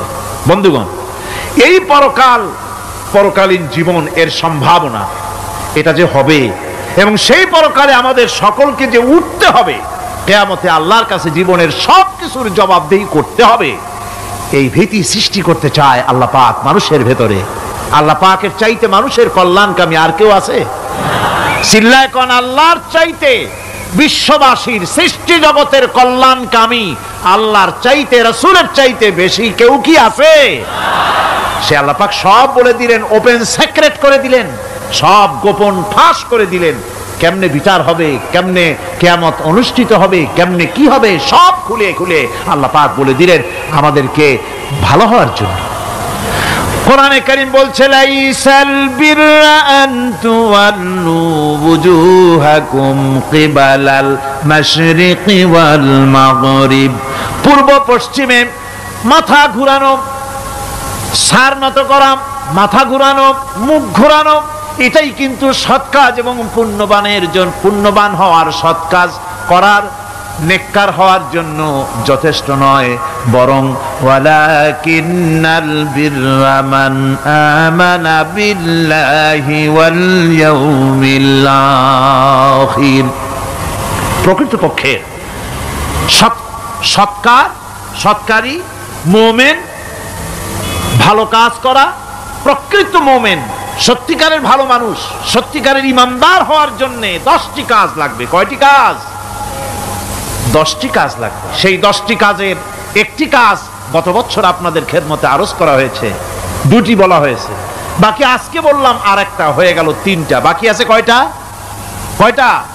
7টা বাকি আছে, আরো 7টা। পরকাল ভিত্তিক জীবনযাপন যদি করতে পারি তাহলে আমরা হব দুনিয়ার শ্রেষ্ঠ মানুষ। কোন আলহামদুলিল্লাহ। وسخر لكم ما في السماوات وما في الأرض। এই পৃথিবীতে যা কিছু তোমরা দেখতে পাও, এই সব কিছুকে তোমার অনুগত করে দেওয়া হয়েছে, যাতে করে তোমার সাহায্য করতে পারে, তোমার সহযোগিতা করতে পারে। এজন্য আমি সবকিছুকে সৃষ্টি করেছি। সাখারা শব্দের অর্থ হচ্ছে যে আমি সবগুলিকে তোমাদের অনুগত করে দিয়েছি, যাতে করে তোমাদের অনুগত থাকে, অর্থাৎ তোমরা তাদের এই সমস্ত জিনিস দিয়ে তোমরা কাজ নিতে পারো। পানির উপর দিয়ে তোমরা যেন নৌকা চালাতে পারো, স্টিমার চালাতে পারো, পানি অনুগত করা হয়েছে, বাতাসকে অনুগত করা হয়েছে, পৃথিবীর সব কিছুকেই আমি অনুগত করে দিয়েছি তোমাদের, যাতে করে তার দ্বারা তোমরা কাজ নিতে পারো। অন্যত্র আল্লাহ বলছেন, আল্লাহুল্লাযী খালাকাস সামাওয়াতি ওয়াল আরদা ওয়া আনজালা মিনাস সামাই মাআন ফাআখরাজা বিহি মিনাস সামারাতি রিজকান লাকুম। আল্লাহ হচ্ছেন তিনি, আল্লাহ রাব্বুল আলামিন হচ্ছেন তিনি যিনি আকাশ সৃষ্টি করেছেন, যিনি জমিন সৃষ্টি করেছেন এবং ঊর্ধ্বদেশ থেকে, মেঘমালা থেকে তোমাদের জন্য বৃষ্টি বর্ষণ করেছেন এবং সেই বৃষ্টি দিয়ে মাটির ভিতর থেকে ফসল উদ্গত করে তোমাদের খাবারের বন্দোবস্ত করেছেন। তিনি হচ্ছেন আল্লাহ পাক। তার দয়া সব জায়গায় ছড়িয়ে আছে, তার দয়া নাই, রহমত নাই, এমন কোন সৃষ্টি নাই। মানুষের জন্য যা কিছু প্রয়োজন তিনি তার দয়া দিয়ে, রহমত দিয়ে তিনি তার সৃষ্টি করে দিয়েছেন। আল্লাহ পাক বলছেন, ওয়াসাখখারা লাকুমুশ শামসা ওয়াল কামারা দাইবিনা ওয়াসাখখারা লাকুমুল লাইলা ওয়ান নাহার। যিনি চন্দ্র সূর্যকে সৃষ্টি করেছেন এবং এগুলিকে নিয়ন্ত্রিত করেছেন, চাঁদ সূর্যকে সৃষ্টি করে নিয়ন্ত্রিত করে দিয়েছেন, তোমাদের সমস্ত প্রয়োজন তিনি মিটিয়ে দিয়েছেন। দেখুন, চাঁদ এবং সূর্যকে আল্লাহ পাক সৃষ্টি করেছেন এবং একটা রহমত, একটা কুদরত সেই চাঁদ সূর্যের মধ্যে দান করেছেন। সূর্য যেখানে আছে, এটা যদি আল্লাহর দয়া না থাকতো, শুধু তাপ দেওয়ার জন্য সৃষ্টি করতেন আর মানুষের কল্যাণের দিকটা যদি চিন্তা না করতেন, তাহলে সমস্যা হয়ে যেত। সূর্য যেখানে আছে, বিজ্ঞানীরা বলেছেন তার থেকে যদি কিছু নিচে নেমে আসতো, তাহলে গোটা পৃথিবী জ্বলে পুড়ে ভস্ম হয়ে যেত। আর যেখানে আছে তার থেকে সূর্য যদি কিছু উপরে উঠে যেত, তাহলে গোটা পৃথিবী হিম শীতল হয়ে, পৃথিবী ফ্রিজ হয়ে যেত, মানুষ প্রাণী জগৎ মরে সব শেষ হয়ে যেত। চাঁদ যেখানে আছে, এই চাঁদ তার জায়গা থেকে কিছু উপরে যদি উঠতো, তাহলে পৃথিবী মরুভূমি হয়ে যেত। আর যেখানে আছে তার থেকে কিছু নিচে যদি আসতো তাহলে গোটা পৃথিবী পানি, সমুদ্রের পানি, নদীর পানিগুলি প্লাবিত হয়ে, ওভারফ্লো হয়ে, উচ্ছ্বসিত হয়ে গোটা পৃথিবীকে প্লাবিত করে দিত, ডুবাই দিত, সব শেষ হয়ে যেত। তাহলে আমরা দেখতে পাচ্ছি শুধু সৃষ্টি নয়, সৃষ্টিও করেছেন এবং প্রত্যেকটি সৃষ্টির পেছনে তার দয়া কাজ করেছে, তার কুদরত কাজ করেছে, যাতে করে মানুষের জন্য সুবিধা হয়, মানুষের জন্য উপকার হয়। অন্য আয়াতে আল্লাহ পাক বলেন, وآتاكم من كل سألتموه وإن تعدوا نعمة الله لا تحصوها। আল্লাহ পাক বলেন, তিনি তোমাদের প্রতি এত দয়াবান, আল্লাহ তোমাদের প্রতি এত দয়া রাখেন, এত মেহেরবানি করেন যে তোমাদের সমস্ত চাহিদা তিনি পূরণ করেছেন। তোমাদের জীবনে যা দরকার সব তিনি পূরণ করেছেন, এত পূরণ করেছেন তোমরা যদি আল্লাহ পাকের নেয়ামতগুলি যদি গণনা করো, ওয়া ইন তাউদ্দু নি'মাতাল্লাহি লা তুহসুহা, আমার নিয়ামতগুলি যদি গুনতে থাকো, গুনে গুনে আমার নিয়ামত শেষ করতে পারবে না। সুবহানাল্লাহ বিহামদি, আমার নিয়ামত গুনে শেষ করতে পারবে না, এত নিয়ামত আমি আল্লাহ রাব্বুল আলামিন দান করেছি। সুতরাং প্রকৃত কথা হচ্ছে যে মানুষ বড় অকৃতজ্ঞ, মানুষ সমস্ত নিয়ামতকে, নিয়ামতের শুকর আদায় করে না, নিয়ামত বোঝেও না। উলাইকা কাল আনাম, চোখ আছে, চোখ দিয়া সব দেখে, কিন্তু আল্লাহর নিয়ামতগুলি দেখে উপলব্ধি করার ক্ষমতা নাই। খায় জনমের খাওয়া, কিন্তু খাওয়ার পরে কার খানা খাইলো, কার দেওয়া খানা খেলো, এরপরে এতটুকুন শুকরিয়াও আদায় করে না। তো চোখ থাকতে দেখে না, অন্তর থাকতে চিন্তা করে না, কান থাকতে হক শোনে না। আল্লাহ পাক বলেছেন উলাইকা কাল আনাম, এরা হলো জানোয়ারের মতো। কিসের মতো বলুন? আল্লাহ বলেন না বালহুম আদাল, শুধু জানোয়ারের মতো না, বরং জানোয়ারের চাইতেও নিকৃষ্ট। জোরে কর নাউজুবিল্লাহ। যাদের চোখ থাকতে দেখলো না, কান থাকতে শুনলো না, অন্তঃকরণ থাকতে বিবেচনা করলো না, এরা চতুষ্পদ জানোয়ারের মতো। আল্লাহ পাক বলছেন আর রহমান আল্লামাল কোরআন, এ কোরআন শিক্ষা দিয়েছেন রহমান, যিনি দয়ার সাগর, যিনি মানুষের সব প্রয়োজন মিটিয়েছেন। কোরআনের মতো একটা বড় প্রয়োজন তিনি মিটাবেন না, তা কি হতে পারে? জোরে কোন হতে পারে? মানুষ সৃষ্টি করলেন, অথচ মানুষের চলার পথ দিলেন না। মানুষ সৃষ্টি করলেন, মানুষ কোন পথে চলবে, কি করলে আল্লাহ রাজি হবেন, কি করলে বেহেশতে যাব, কি করলে শান্তিতে থাকবো দুনিয়ায়, এর কোনো পরিকল্পনা তিনি দিলেন না। তিনি শুধু বললেন নামাজ পড়ো, রোজা রাখো, আর তা যদি না করো কিয়ামতে জাহান্নামে যাবা। আল্লাহ কি এইভাবে জালিম? আল্লাহ এরকম জালিম? ওয়ামাল্লাহু বিযাল্লামিল লিল আবিদ, আল্লাহ পাক বলেছেন আমি আমার বান্দার জন্য জালিম নই, আমি বান্দার উপর জুলম করি না। আল্লাহ পাক রহমান, তিনি আমাদের পথ দেখিয়েছেন। তিনি কি সুন্দর, কত রহমত তার, কত দয়া। রহমান নাম দিয়ে সূরাটি শুরু করেছেন। এ কোরআন শিক্ষা দিয়েছেন তিনি, যিনি দয়াবান।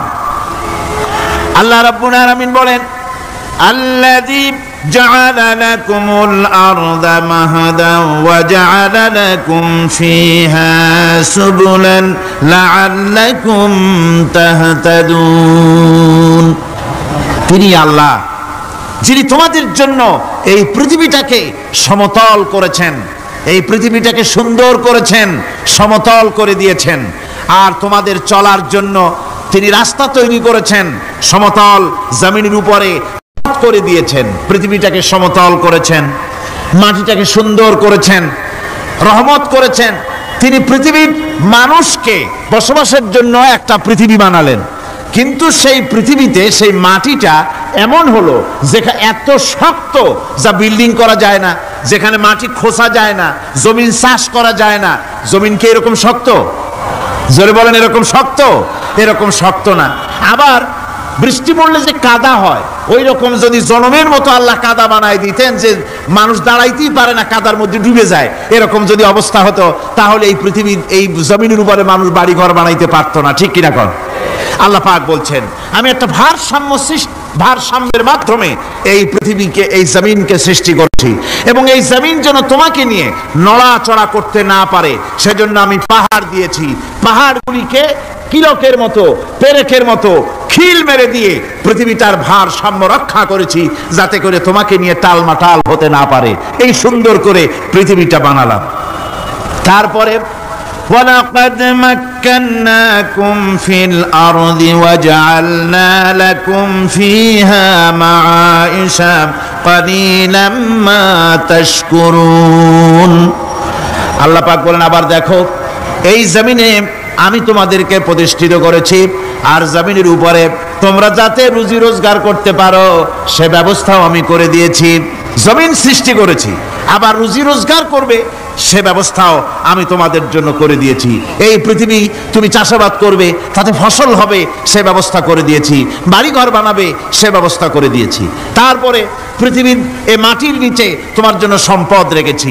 সমুদ্র, সমুদ্রের ভিতরে, নদীর ভিতরে, সেখানেও তোমার জন্য সম্পদ রেখেছি। আমি রহমান, সব প্রয়োজন মিটিয়েছি। শুধু এর জন্য নয় যে সৃষ্টি করলাম, ইবাদত করলাম আর জাহান্নামে পাঠিয়ে দিলাম, তা তো না। তোমাকে আমি সৃষ্টি করেছি, তোমার প্রয়োজন, যত প্রয়োজন তোমার ছিল জীবনে, সমস্ত প্রয়োজনগুলি আমি মিটিয়েছি। আল্লাহ পাক বলছেন, وَهُوَ الَّذِي سَخَّرَ الْبَحْرَ لِتَأْكُلُوا مِنْهُ لَحْمًا طَرِيًّا وَتَسْتَخْرِجُوا مِنْهُ حِلْيَةً تَلْبَسُونَهَا। আল্লাহ পাক বলেন, এই সমুদ্রকে আমি আল্লাহ তোমার নিয়ন্ত্রিত, তোমার নিয়ন্ত্রণাধীন করে দিয়েছি সমুদ্রকে, আর তার ভিতরে তাজা মাংস, তাজা গোশত তোমার জন্য রেখেছি, খাবার রেখেছি।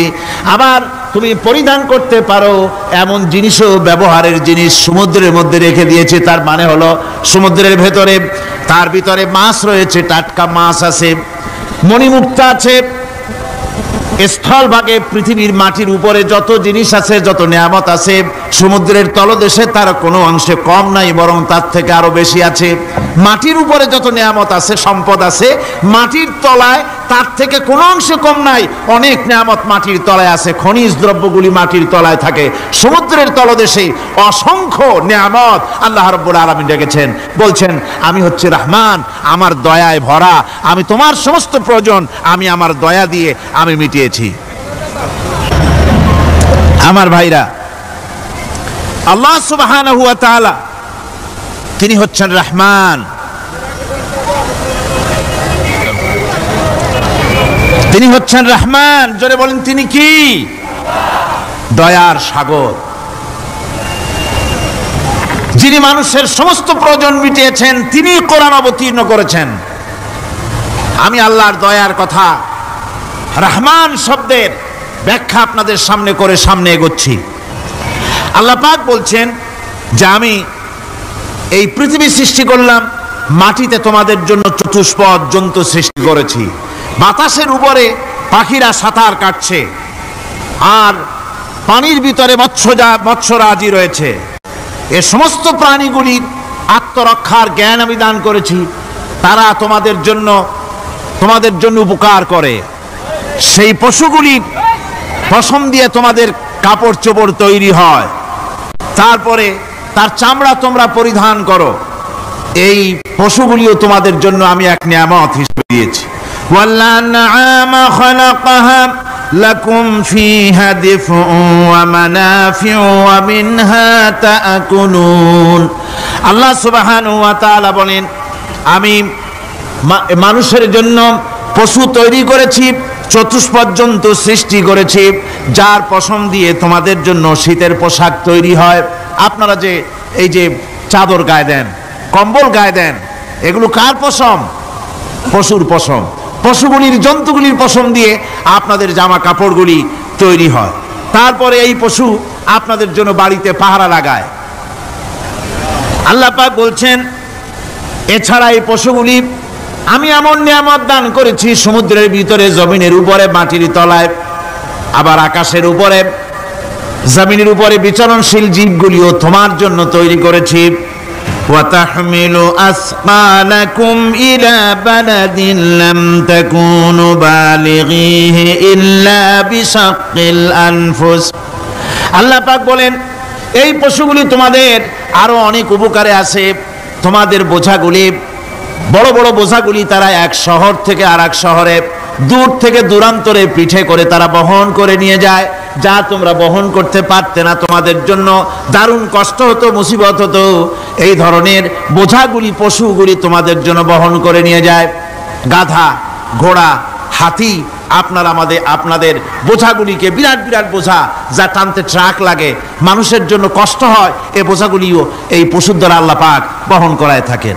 আল্লাহ পাক বলছেন, ইন্না রাব্বাকুম লারাউফুর রহিম, নিশ্চয়ই তোমাদের রব, তিনি তোমাদের প্রতি অত্যন্ত দয়াশীল, তার দয়া পৃথিবীর চতুর্দিকে ছড়িয়ে আছে।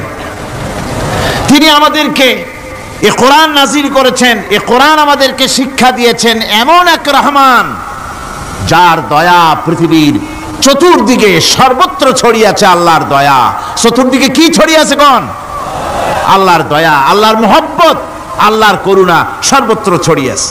আল্লাহ পাক বলছেন, পশু সৃষ্টি করলাম, পশুগুলি তোমাকে পাহারা দিল, তার গোশত তোমরা খেলে, তাকে দিয়ে তোমরা মাল বহন করলে, তার পশম দিয়ে জামা কাপড় বানালে।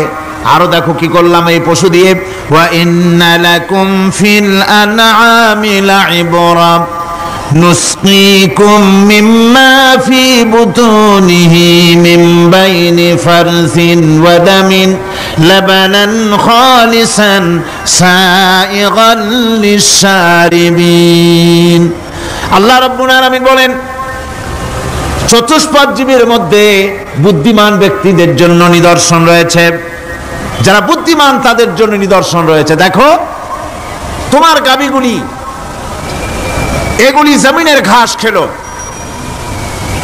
এই ঘাস খাওয়ার পর তার শরীরের ভিতরে রক্ত তৈরি হলো, পেশাব হলো, ময়লা হলো, সেই পেশাব, ময়লা, রক্ত ইত্যাদির ভেতর থেকে আমি তোমাদের জন্য দুধ তৈরি করে দিলাম। যেখান থেকে পেশাব বের হলো, পায়খানা বের হলো, তার পাশের থেকে স্বচ্ছ, সুন্দর, সুমিষ্ট, সুস্বাদু দুধ আমি তোমাদের জন্য বের করে দিলাম। সুবহানাল্লাহ বিহামদিহি। দেখুন এই দুধ আল্লাহ পাক তৈরি করলেন। কাগজ তৈরি হয় যে মিল, কলকারখানায়, পেপার মিল, আপনারা যদি কোনো পেপার মিলে যান তো যে দেখবেন কাগজ তৈরি হয় গাছ দিয়ে। এই গাছগুলি মিলের মধ্যে, মেশিনের মধ্যে ঢুকানো হয়, মেশিনের ভিতরে গাছটা ঢুকে মেশিনের তাপে, বৈদ্যুতিক তাপে এই গাছগুলি গলে যায়, পানি হয়ে যায়। তারপরে ছাকনা থাকে, নেট থাকে, কয়েকটা নেট থাকে, সেই ছাকনাগুলির ভিতর থেকে ছেঁকে এরপরে সেই পানিটা চলে আসে প্লেটের উপরে, এসে আস্তে আস্তে শক্ত হতে হতে সেটা কাগজে পরিণত হয়ে যায়, পানিটা আস্তে আস্তে কাগজে পরিণত হয়ে যায়। তো এই কাগজ তৈরি করতে গিয়ে কাগজটা থেকে যে ছাকনাগুলি দেওয়া হলো, নেট দেওয়া হলো, যাতে করে কোনো আবর্জনা না যায়, সেজন্য এতগুলি নেট সিস্টেম আছে, এতগুলি ছাকনার সিস্টেম আছে। কিন্তু তারপরেও এত সাবধানতা সত্ত্বেও আমরা দেখি কাগজে লিখতে গেলে কাগজের মধ্যে নিপের সাথে অ্যাক্সিডেন্ট হয়ে যায়, এ ধরনের আবর্জনা কাগজের মধ্যে দুই একটা থেকে যায়, অনেক কাগজের মধ্যে এরকম পাওয়া যায়, যায় কিনা ভাই? এবার আপনি দেখেন, কাগজ তৈরি করার জন্য মিল কলকারখানার ভিতরে, পেপার মিলে এতগুলো নেটের ব্যবস্থা থাকে, ছাকনার ব্যবস্থা থাকে, তারপরেও আবর্জনা কিছু কাগজের মধ্যে চলে আসে, দুই একটা থেকে যায়। কিন্তু ঘাস খেলো, কুটা খেলো, খড় খেলো, ভুসি খেলো, তুষি খেলো, গাবিতে খেলো, খাওয়ার পরে আল্লাহ রাব্বুল আলামিন এ দিয়ে দুধ বানালেন, এ দিয়ে পায়খানা হলো, পেশাব হলো, রক্ত হলো। দুধ যখন দহন করলেন, দুধ দহন করার সময় একটা ঘাসের কণাও কি তার মধ্যে পেয়েছেন? পাওয়া গেছে? যায় নাই। অথচ দুধ থাকে যে বাটের মধ্যে, ওটা কি বলেন? ওলান বলে নাকি? যে ওলানের ভিতরে দুধ থাকে, ওইটা কাটে দেখেন, জবাও করে, গরু জবাও করে ওলানটা কাটে দেখেন, ওর ভিতরে কোনো নেট আছে, কোনো জাল আছে, কোনো ছাকনার ব্যবস্থা আছে? কিচ্ছু নাই। সুবহানাল্লাহ কইতে ইচ্ছে করে না ভাইরা? আল্লাহ রাব্বুল আলামিন বলেন, এইভাবে করে পশুর ভিতরে তোমার জন্য কত, এক পশুতে কত উপকার করলাম, গোশত খাওয়ালাম, চামড়া দিয়া জামা বানায় দিলাম। প্রচন্ড শীত পড়ে যেখানে, কানাডায়, ইউরোপে, আমেরিকায় প্রচন্ড শীত পড়ে কোন কোন এলাকায়। দক্ষিণ আমেরিকায়, কানাডার একটা এলাকা আছে যেখানে এবার আমি সফর করে এসেছি। 12 মাস বরফ পড়ে সেখানে, বরফ আর বরফ ছাড়া কিছু নাই। সমস্ত রাস্তাঘাট সব বড়, সেখানে এই প্রচন্ড শীতের ভিতরে মানুষ কিভাবে থাকবে? সুতা দিয়ে তৈরি করা কাপড়ে শীত কিছুতেই মানতে পারে না। আমি তো গেছি এমন এক জায়গায়, কানাডা এবং আমেরিকা যেখানে ছিলাম, সেখানে শীত ছিল -11 টেম্পারেচার, -11। এখন বোঝেন যে ঠান্ডাটা কি পরিমাণ। মুখের থেকে থুতু ফেললে আপনি চেহারা ফিরাতে পারবেন না, এর মধ্যে আপনার থুতু বরফ হয়ে যাচ্ছে। এই রকমের প্রচন্ড ঠান্ডায় সব রকমের কাপড় চোপড় যা ছিল এগুলো সব কিনে গায়ে দিয়ে আমি 1-3 হয়ে গেছি ফুলিয়া। তারপরেও আমার মনে হচ্ছে ঠান্ডা আমার হাত দিয়ে স্পর্শ করতেছে।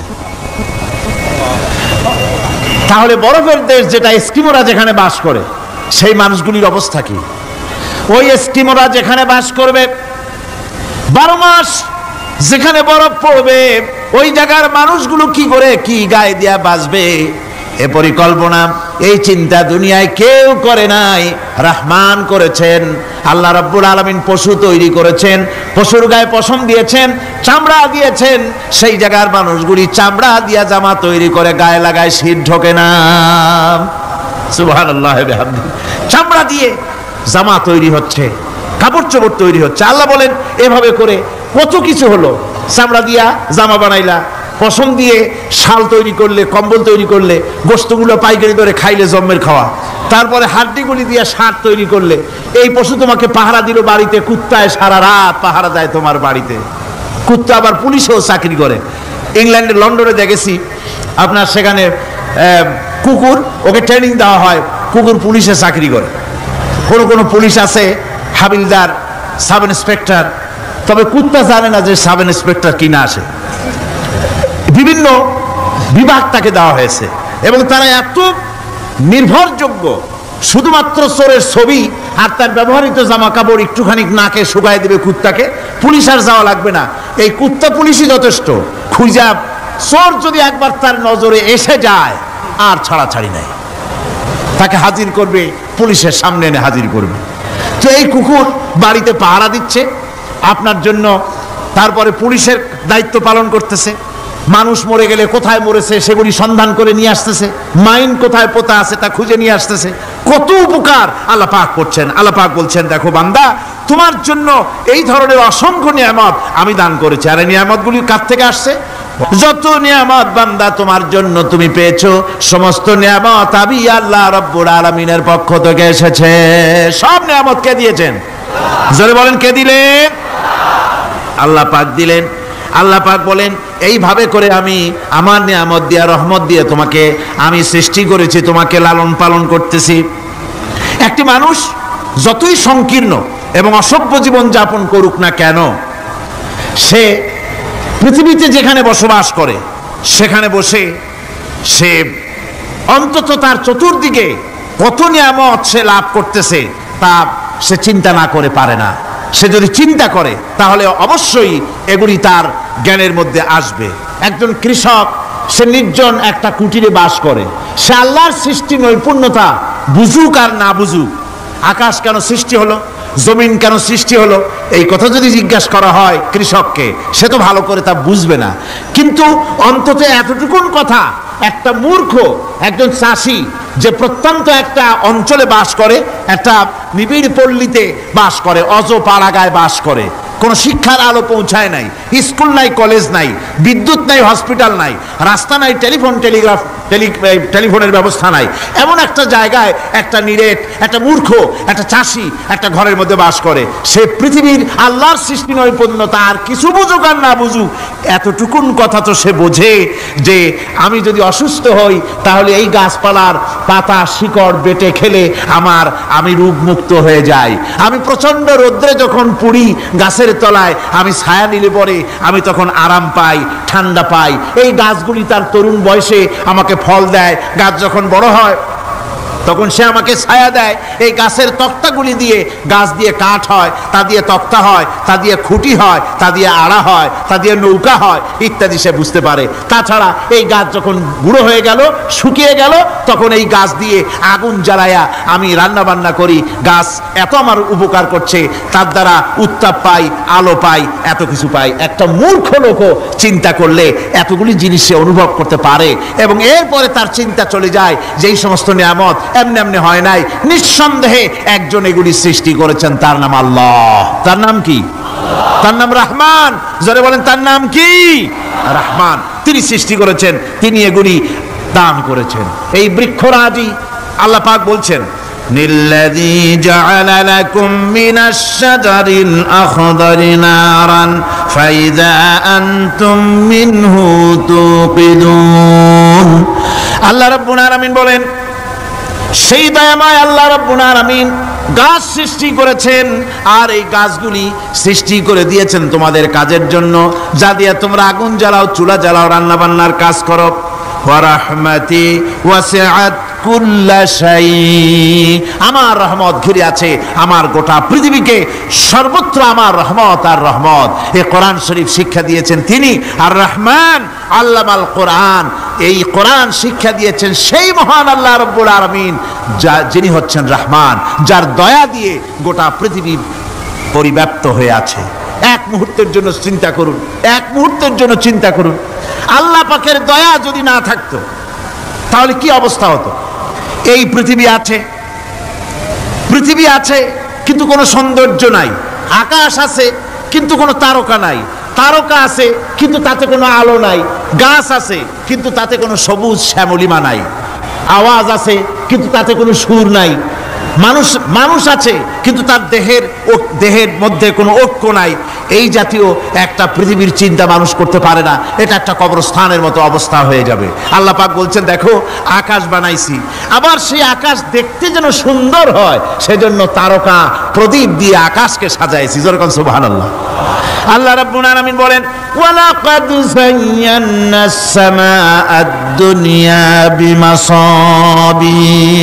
আল্লাহ পাক বলেন, এই দুনিয়ার আকাশ খানিকে তারকা প্রদীপ দিয়া সাজায় রেখেছি মনের মতন। দেখো তুমি তাকাইয়া, কি সুন্দর করে নয়নবিরাম দৃশ্য আকাশ বানালাম, চতুর্দিকে তারকা রাত্রে ফুটে উঠল, যা দেখলে মানুষের নজর, মানুষের সুন্দর, তার চক্ষু শীতল হয়ে যায়। জোরে বলেন সুবহানাল্লাহ। সুন্দর করে এই আকাশটাকে আমি সাজিয়েছি। তারপরে আল্লাযী খালাকা সাবআ সামাওয়াতিন তিবাকা মা তারা মিন খালকির রহমানি মিন তাফাবুত। স্রষ্টা তিনি সপ্ত আকাশ রচিলেন থরে থরে, কোন ত্রুটি হেরিবে না তার পূর্ণ সৃজন পরে। চাহো তুমি তার সৃষ্টি পানে, দেখো কিছু ভুল চোখ, ফিরাও তোমার নয়ন খানি, ফিরাও তোমার মুখ। অক্ষমহীন দৃষ্টি তোমার সৃষ্টিতে পাবে ফাঁকি, ফিরাও তোমার নয়ন খানি, ফিরাও কাঙ্গালাখি। আল্লাহ পাক বলেন, আমার আকাশের দিকে তাকাও, বারবার তাকাও, সূর্যের দিকে তাকাও, চন্দ্রের দিকে তাকাও, গাছপালার দিকে তাকাও, তাকায় দেখো কোনো ভুল আছে নাকি, ভালো করে দেখো কোনো ভুল আছে নাকি। আল্লাহ পাক বলেন, আবার তাকাও। দেখতে দেখতে তোমার চক্ষু দুর্বল হয়ে তোমার কাছেই ফিরে আসবে। আমার সৃষ্টি নৈপুণ্যতার ভিতরে কোনো ভুল পাবে না। সুবহানাল্লাহ। একজন দরবেশ সাহেব, তিনি একবার এই সূরার পড়তেছিলেন, মুখস্থ তেলাওয়াত করতেছিলেন, একটা গাছের তলায় বসে, একটা বট গাছের তলায় বসে এটা তেলাওয়াত করতেছিলেন। যখন তিনি পড়লেন, হাল তারা মিন ফুতুর, আমার সৃষ্টি নৈপুণ্যতার ভিতরে কোনো ভুল পাওয়া যায় নাকি? দরবেশ সাহেব চিত হয়ে শুয়ে শুয়ে তেলাওয়াত করতেছেন আর বলছেন, আল্লাহ রাব্বুল আলামিন, তোমার সৃষ্টি নৈপুণ্যতার ভিতরে কোনো ভুল ধরার ক্ষমতা তো কোনো মানুষের নাই। তবে একটা জিনিস আমার নজরে পড়ল, এই যে বিরাট বট গাছটা, পৃথিবীতে যত গাছ আছে যেমন গাছ তেমন ফল, তাল গাছটা যেমন ফলও তেমন, নারকেল গাছটা যেমন ফলটাও তেমন, কিন্তু এত বড় বিশাল বট গাছ ফল হতেছে ছোট্ট ছোট্ট ট্যাবলেটের মতো। গাছটা যেমন ফলটা তেমন হয় নাই। আল্লাহ এটা ভুল না, তুমি বলেছো যে দেখো কোনো ভুল টুল আছে নাকি, তো ভুল তো না, আমার চোখে এটা লাগলো, যেমন গাছ তেমন ফল হয় না। দরবেশ সাহেব চিত হয়ে শুয়ে শুয়ে তেলাওয়াত করছেন, মনের মধ্যে এই চিন্তা আসলো, গাছটা যেমন তেমন ফলটা হলো না। দরবেশ সাহেব বলেন এই চিন্তা করতেছি, হঠাৎ করে একটা দমকা হওয়া বয়ে গেল, ডালে ডালে বাড়ি লেগে গেল, একটা আদা পাকা বটের ফল অনেক উপর থেকে বৃন্তচ্যুত হয়ে চট করে এসে আমার নাকের উপরে ফট করে পড়লো। নাকের উপরে এমন ভাবে পড়ছে, নাকটা জ্বলে উঠছে। আমি সেজদায় পড়ে গেলাম। দরবেশ সাহেব বলেন আমি সেজদায় পড়ে গেলাম, চোখের পানি ফেলে আল্লাহর দরবারে মাপ চাইলাম, বললাম রব্বুল আলামিন, তোমার কোন জিনিসের ভিতরে কোনো খুঁত নাই, নিখুঁত জিনিস তুমি বানাইছো, কোনো ভুল নাই। আমি চিন্তা করেছিলাম নারকেল গাছ যেমন তার ফলও তেমন, তাল গাছ যেমন তার ফলও তেমন, বট গাছটা যেমন তেমন ফল। আমার আন্দাজ মতো, আমার চিন্তা মতো, যত বড় বট গাছ অত বড় ফলটা যদি হতো, বটের ফলটা যে পজিশন নিয়ে আমার নাকে পড়েছিল, গাছ যেমন ফল তেমন হলো, নাকও যেত, আমার মাথাও যেত। আল্লাহ রাব্বুল আলামিন বলেন দেখো বান্দা, আমার সৃষ্টি নৈপুণ্যতার মধ্যে কোনো ভুল পাবে না। সুবহানাল্লাহ বিহামদি, কোনো ভুল নাই, বারবার তাকাও, কোনো ভুল পাবে না। আল্লাহ সুবহানাহু ওয়া তাআলা সুন্দর করে বানিয়েছেন, যা দেখবেন শুধু সুন্দর আর সুন্দর। সুবহানাল্লাহ বলেন, শুধুই সুন্দর। ফুলের সৌন্দর্য দেখেন, গাছের সৌন্দর্য দেখেন, জমিনের সৌন্দর্য দেখেন, পাখির সৌন্দর্য দেখেন। আল্লাহ পাক যা বানালেন সবগুলিকে আল্লাহ পাক সুন্দর করে করে সৃষ্টি করেছেন, সব গুছিয়ে গুছিয়ে সুন্দর করে করে বানিয়েছেন, অসুন্দর করে কিছু বানান নাই।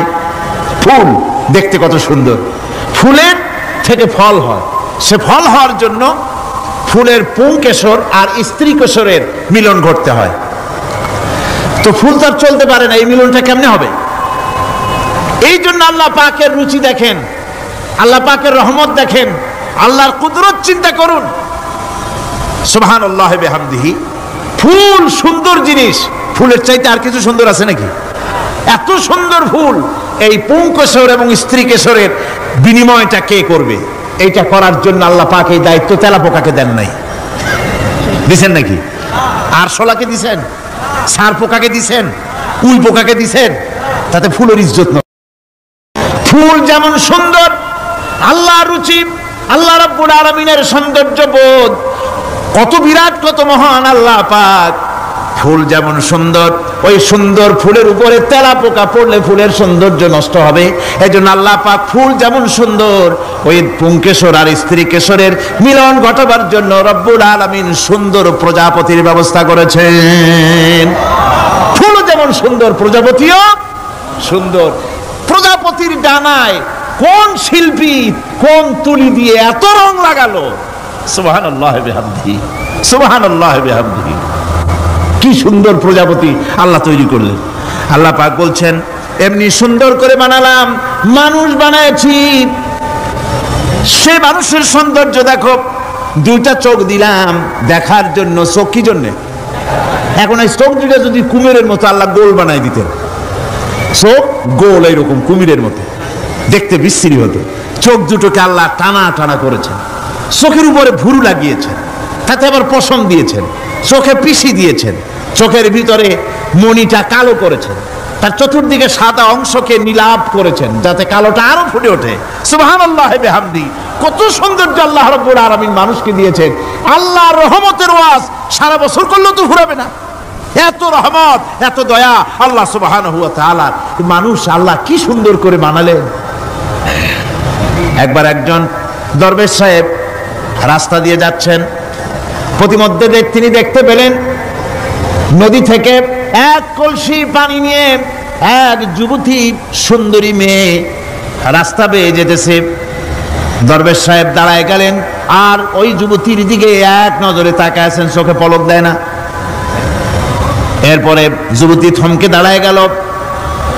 আধা বুড়া মানুষ, দাড়ি অর্ধেক পাইকে গেছে, দেখতে দেখায় খুব বুজুর্গ মানুষ, কিন্তু রাস্তায় আমার একা পাইয়া এমনি করে তাকিয়ে আছে আর চোখ দিয়েও তো পানি পড়ে। ব্যাপারটা কি? দরবেশ কাঁদে কেন? প্রতিমধ্যে আমাকে একা পেয়ে দরবেশ কাঁদে কেন, তাকিয়ে আছে কেন?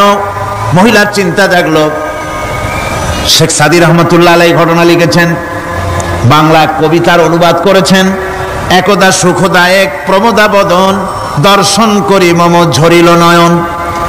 হেসে কহে সেরূপসী সবিস্ময় মন, কহ দেখি মহাশয় কহ কি কারণ। বিষয় বিরাগী তুমি ভুবনে প্রচার, কি হেতু জন্মিল তব মানস বিকার। যুবতী মেয়েটি বলছে, ওগো দরবেশ সাহেব, হুজুর সাহেব, আমি একটা যুবতী মেয়ে লোক, রাস্তায় আমাকে একা পেয়ে আপনি আমার দিকে তাকায় আছেন আর কাঁদতেছেন। এই বৃদ্ধ বয়সে ভীমরতি হলে কেন? আমাকে দেখে কাঁদেন কেন আর এক নজরে কেন তাকায়ছেন? কারণটা কি? কি কুমতলব আছে? দরবেশ সাহেব বলছেন, হেসে কহিলাম বালে করহ শ্রবণ, নেত্র ঝরে তবু হেতু ভেব না এমন। হে রূপসী মেয়ে, তোমার জন্য আমি কান্দি, একথা একবারও চিন্তা করো না। যে শিল্পী রচিল এই সুধাংশু বদন, তাহার তরে ঝরে নেত্র নয়নে জীবন। তোমার প্রেম পাওয়ার জন্যে তোমাকে দেখে লোবাতুর এবং কামুক হয়ে তোমার দিকে তাকায় কান্দি, একবারও ভেব না।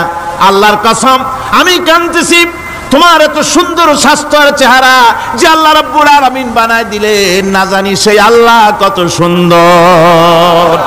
যার সৃষ্টি এত সুন্দর সেই আল্লাহ রাব্বুল আলামিন না জানি কত সুন্দর। আল্লাহ পাক সেই সুন্দর আল্লাহ রাব্বুল আলামিনকে দেখার তৌফিক যেন আমরা পাই। জোরে বলেন আমিন, আরো জোরে বলেন আমিন। আল্লাহ পাক বলছেন, আমি সুন্দর করে সব তৈরি করে দিয়েছি। বুঝবে তারা যারা চিন্তাশীল, যারা গবেষণা করে। ইন্না ফি খালকিস সামাওয়াতি ওয়াল আরদি ওয়া ইখতিলাফিল লাইলি ওয়ান নাহার লাআয়াতিন লিউলিল আলবাব।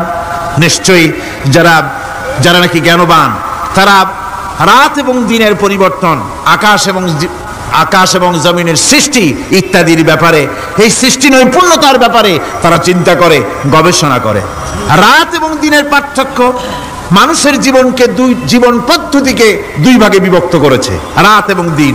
দেখেন আল্লাহর রহমত এবং কুদরত সব জায়গায়। রাত এবং দিন মানুষের জীবন চলার পথকে, জীবন পদ্ধতিকে কয় ভাগে ভাগ করেছে? দুই ভাগ। আল্লাহ পাক বলেন, ওয়াজআলনাল লাইলা লিবাসান ওয়াজআলনান নাহারা মাআশা। আমি রাতকে করেছি শান্তির বাহন, রাতকে করেছি আচ্ছাদন, শান্তির বাহন, আর দিনকে করেছি রোজগার করার জন্য। দিনের বেলায় রোজগার করবে, কামাই রুজি করবে, কল কারখানায় যাবে, খেতে খামারে যাবে, অফিস আদালতে যাবে, কাজ কাম করবে। এ কাজ করে করে শরীরের ভিতরে ক্লান্তি আসে, অবসাদ এসে যায়। আল্লাহ রাব্বুল আলামিন বলেন, আমি আবার রাত বানালাম। ওই রাতের বেলায় মানুষ যখন ঘুমায় যায়, এই ঘুম তার সমস্ত অবসাদ আর ক্লান্তি দূর করে দিয়ে সকাল বেলায় আবার তাজা মানুষ করে সমস্ত একেবারে পরিপূর্ণ কর্মক্ষম একজন মানুষে তাকে পরিণত করে দেয়। রাতটাকে আচ্ছাদন করে দিয়েছি, দিনের কোলাহল মুক্ত রাত। সূর্যের আলোর ঝলকানি, তীব্র আলো নাই, চিৎকার নাই, আওয়াজ নাই। রাতের একটি অন্ধকার চাদর পরিয়ে দিলাম এই পৃথিবীর উপরে। রাতের একটি অন্ধকার চাদর পৃথিবীর উপরে পরিয়ে দিলাম। কোলাহল মুক্ত পৃথিবী। এখন সূর্যের তীব্র আলো আর নাই। এখন আরামে তুমি ঘুমিয়ে যাও, ঘুমাও, আবার সকালবেলা উঠে তুমি কাজ করবে।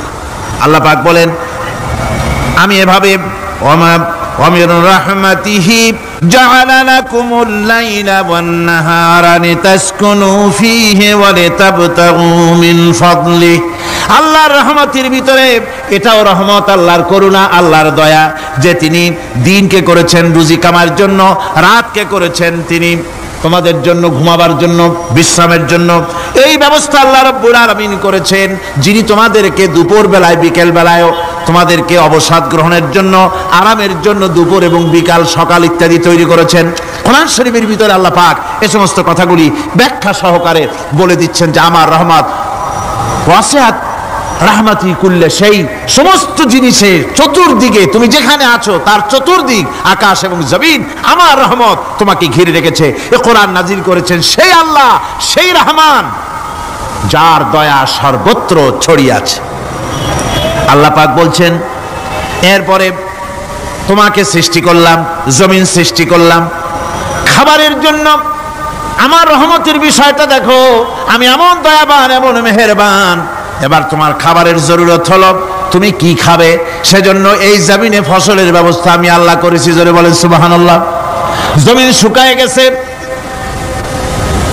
বৈশাখ মাসের জ্যৈষ্ঠ মাসের প্রচন্ড রৌদ্রের তাপে জমিন শুকায় গেছে। এই জমিনে তুমি ফসল ফলাবে কি করে যদি না পানি দিয়ে জমিনটারে ভিজায় দেই? আল্লাহ বলেন জমিন ভিজাবার দায়িত্ব আমি নিলাম। আল্লাহুল্লাযী আরসালার রিয়াহা ফাতুসিরু সাহাবা। সমুদ্রের পানি, লবণাক্ত পানিগুলি বাষ্পীয় আকারে উত্থিত হয়ে যায়, মেঘমালায় পরিণত হয়ে যায়। বাতাসকে বলি এই মেঘকে টেনে নিয়ে যাও অমুক জায়গার উপরে। মেঘ চলে এলো।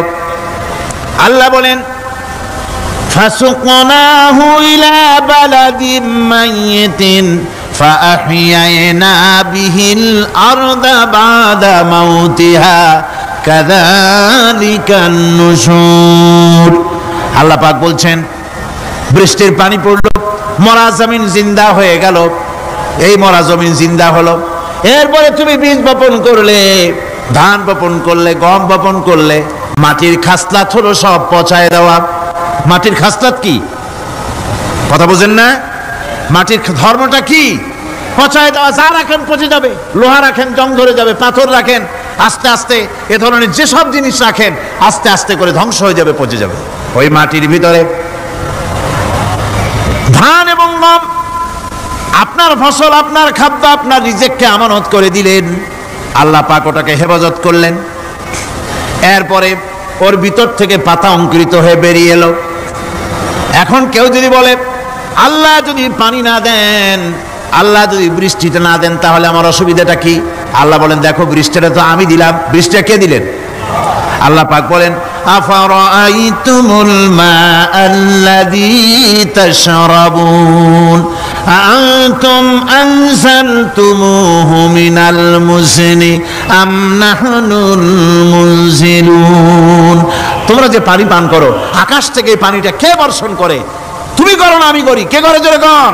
আল্লাহ পাক বলছেন আমি পানি বর্ষণ করি। সেই পানিটা এই যে বঙ্গোপসাগরের পানি, আপনাদের কর্ণফুলীর পানি, মিষ্টি না নোনা? কি পানি জোরে কন? এই নোনা পানি আকাশে উঠলো। আল্লাহ পাক বলেন ইচ্ছে যদি করতাম লাউ নাশাউ জাআলনাহু জাজান ফালাউলা তাশকুরুন।